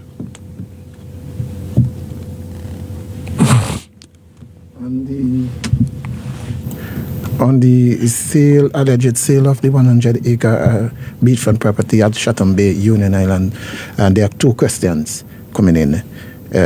Since Chatham Bay was returned to the people of St. Vincent and the Grenadines after a long legal struggle, should any future transaction involving that land require full public disclosure, independent valuation, parliamentary debate, and consultation with the people of Union Island? And the second question, do you see the alleged Chatham Bay transaction as part of a wider pattern of placing strategic national assets, including ports, passports, and beachfront lands, under foreign or private control? 100% I agree with those questions. We had to struggle too much to get back Chatham Bay, that you could just pass Chatham Bay. I have a question down for written answer. I don't know when I'll get the answer. Touching on concerning the valuation and if there's any sale, how much it is, and the like. But this discussion has been going on about Chatham. I've made it plain that 15 years ago, Chatham Bay, the 100 acres of land, was valued for over 100 million EC dollars. As I recall, it's about 110 million EC dollars. 40 little bit million US dollars. I understand this. They sell it or planning to sell it for $63 million. That is about $40 million less, 40 something million dollars less than what it was valued in 15 years ago. I mean, this thing, and what is it for? What we hear no proposal as to what the land is to be used for. And how many people will be employed with whatever project and so on? Not at all. But I hear that it is for somebody to do something environmental which isn't going to involve any set of employment or value added to the country. And parting with a significant part of our patrimony for way less. Because if you you could consider taking a smaller sum if you're going to get employment and ongoing business now. So we lose on the swing, you will more than gain on the roundabout, and more people involved and all the rest of it, jobs, etc. And this is why I tell you, there is no trust which people are having in the government. There are too many things which are unanswered. And some things when they come out and talk, you can see that it's pure brambling. While I was away, I see the Ministry of Telecoms with Philip Jackson and this lady, what's she named, Senator, the one... King. All what you hear they're talking about, every single item what they're talking about within the technology area. We borrowed. I'm talking about the government of St. Vincent and the Grenadines when we were there. We borrowed $80 million from the World Bank through the IDA window. 0.75% for 45 years. What is the purpose of that? It's under a project called the Caribbean Digital Transformation Program, which involving a lot of facilities in government. I launched that with Camilo year and a half, 2 years ago, and the programs are rolling out. Winston George is the man who directs that program. Every single thing we hear they talk about is ULP. Every single one of the things. And they're talking about the making the government more information technology savvy and sensitive for the consumer and people who are involved in the production of goods and services. All those things are there. Every single thing It's laid out in that program before. We talked about them. But apparently, they must believe that NDP people are not listening. So now NDP people listening to think that is something which they bring. You can't devise a program like that in 7 months. That program was funded, agreed upon, signed. But part of the debt that they cry, the public debt, is that, just like the debt before, when we spent a further $80 million earlier to put to do the fiber optics, strengthen the internet backbone, so that the telecoms company can put their vehicles on, metaphoric vehicles, their IT vehicles, the information technology products on those highways to improve the technology reach in the country. Information technology, telecommunications, water, sewage, electricity. Those are things which are so fundamental. And we spent a lot of resources on them and building them up. Build them up to a very good level. That's why we score so high on human development, because of the development which flowed to human beings from all of these things. Plus, of course, we grew the economy. And you notice the reports have come from the international organizations for 2025 about how that's St. Vincent and the Grenadines in the Caribbean. Our scores continue to be very good in relation to being the perception of corruption very low. We score high in terms of our approval ratings in that regard. Similarly, for freedom of expression, civil rights, political rights, economic freedoms, we score A1. I mean, by international agencies, these are things which were done under us, built up under us in the ULP, despite all the crap you heard the NDP talking. And you see now Ralph made the thing look so easy,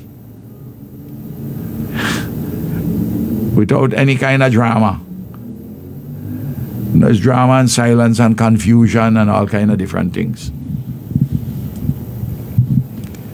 And still, they're involved in plenty gutter talk. What you're getting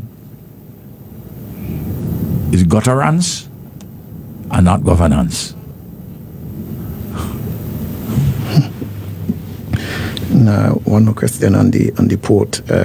When GPH puts in the second cruise ship board, where would the Grenadines ferry terminal be? Would the government be rebuilding the Grenadines terminal at this place before GPH builds the second cruise ship board? This is it. Because they haven't announced that. And part of the issue there is that it may be possible we're going to jam it up too much. Part of that's a very important question. That's why we had all these plans well laid out. What we're going to do, and the CDB was going to provide the money. By the way, what you hear they talking about that there's a bill coming for the OPEC fund for them to borrow $20 million US. We had negotiated the $70 million. I mean the $30 million, US. And we'll talk about that when we get to the Parliament. But they're now coming for a further for 20 million. They aren't doing the 30, they're doing the 20. And well, you'll hear me more about those things. I couldn't talk about all the legislative agenda today. I'll talk about some of them on Wednesday also. And someone is saying another earthquake hits off the coast of Venezuela a few minutes ago. Oh, Jesus, Heavenly Father, I'm sorry that call the Lord's name in vain. Heavenly Father. Yeah, we really have to use our voices to have help mobilizing the world. world is so difficult and uncertain with climate and wars and bling. This war start back in earnest again with the pieces falling apart. Yep. What a minibus operator when you pay now $5 more a gallon from what it was before for gas, or nearly $5 more for diesel. When you spend in excess of $2,000 additional, $2,500 additional, how are you going to make any money? Yeah? They in a time like this, the government must be there to help. Yeah. Not to lead a false promise. Say you're going to keep the thing pegged at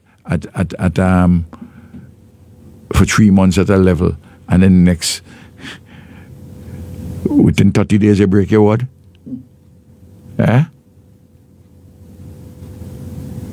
No, man. No. This government has to go sooner rather than later. Mashing up this land, which we all love. Thanks very much. I have a few things to go and do. God bless. Until we meet again, know that we are not alone. We're in solidarity and love. Will you walk through a storm and don't be afraid of the dark?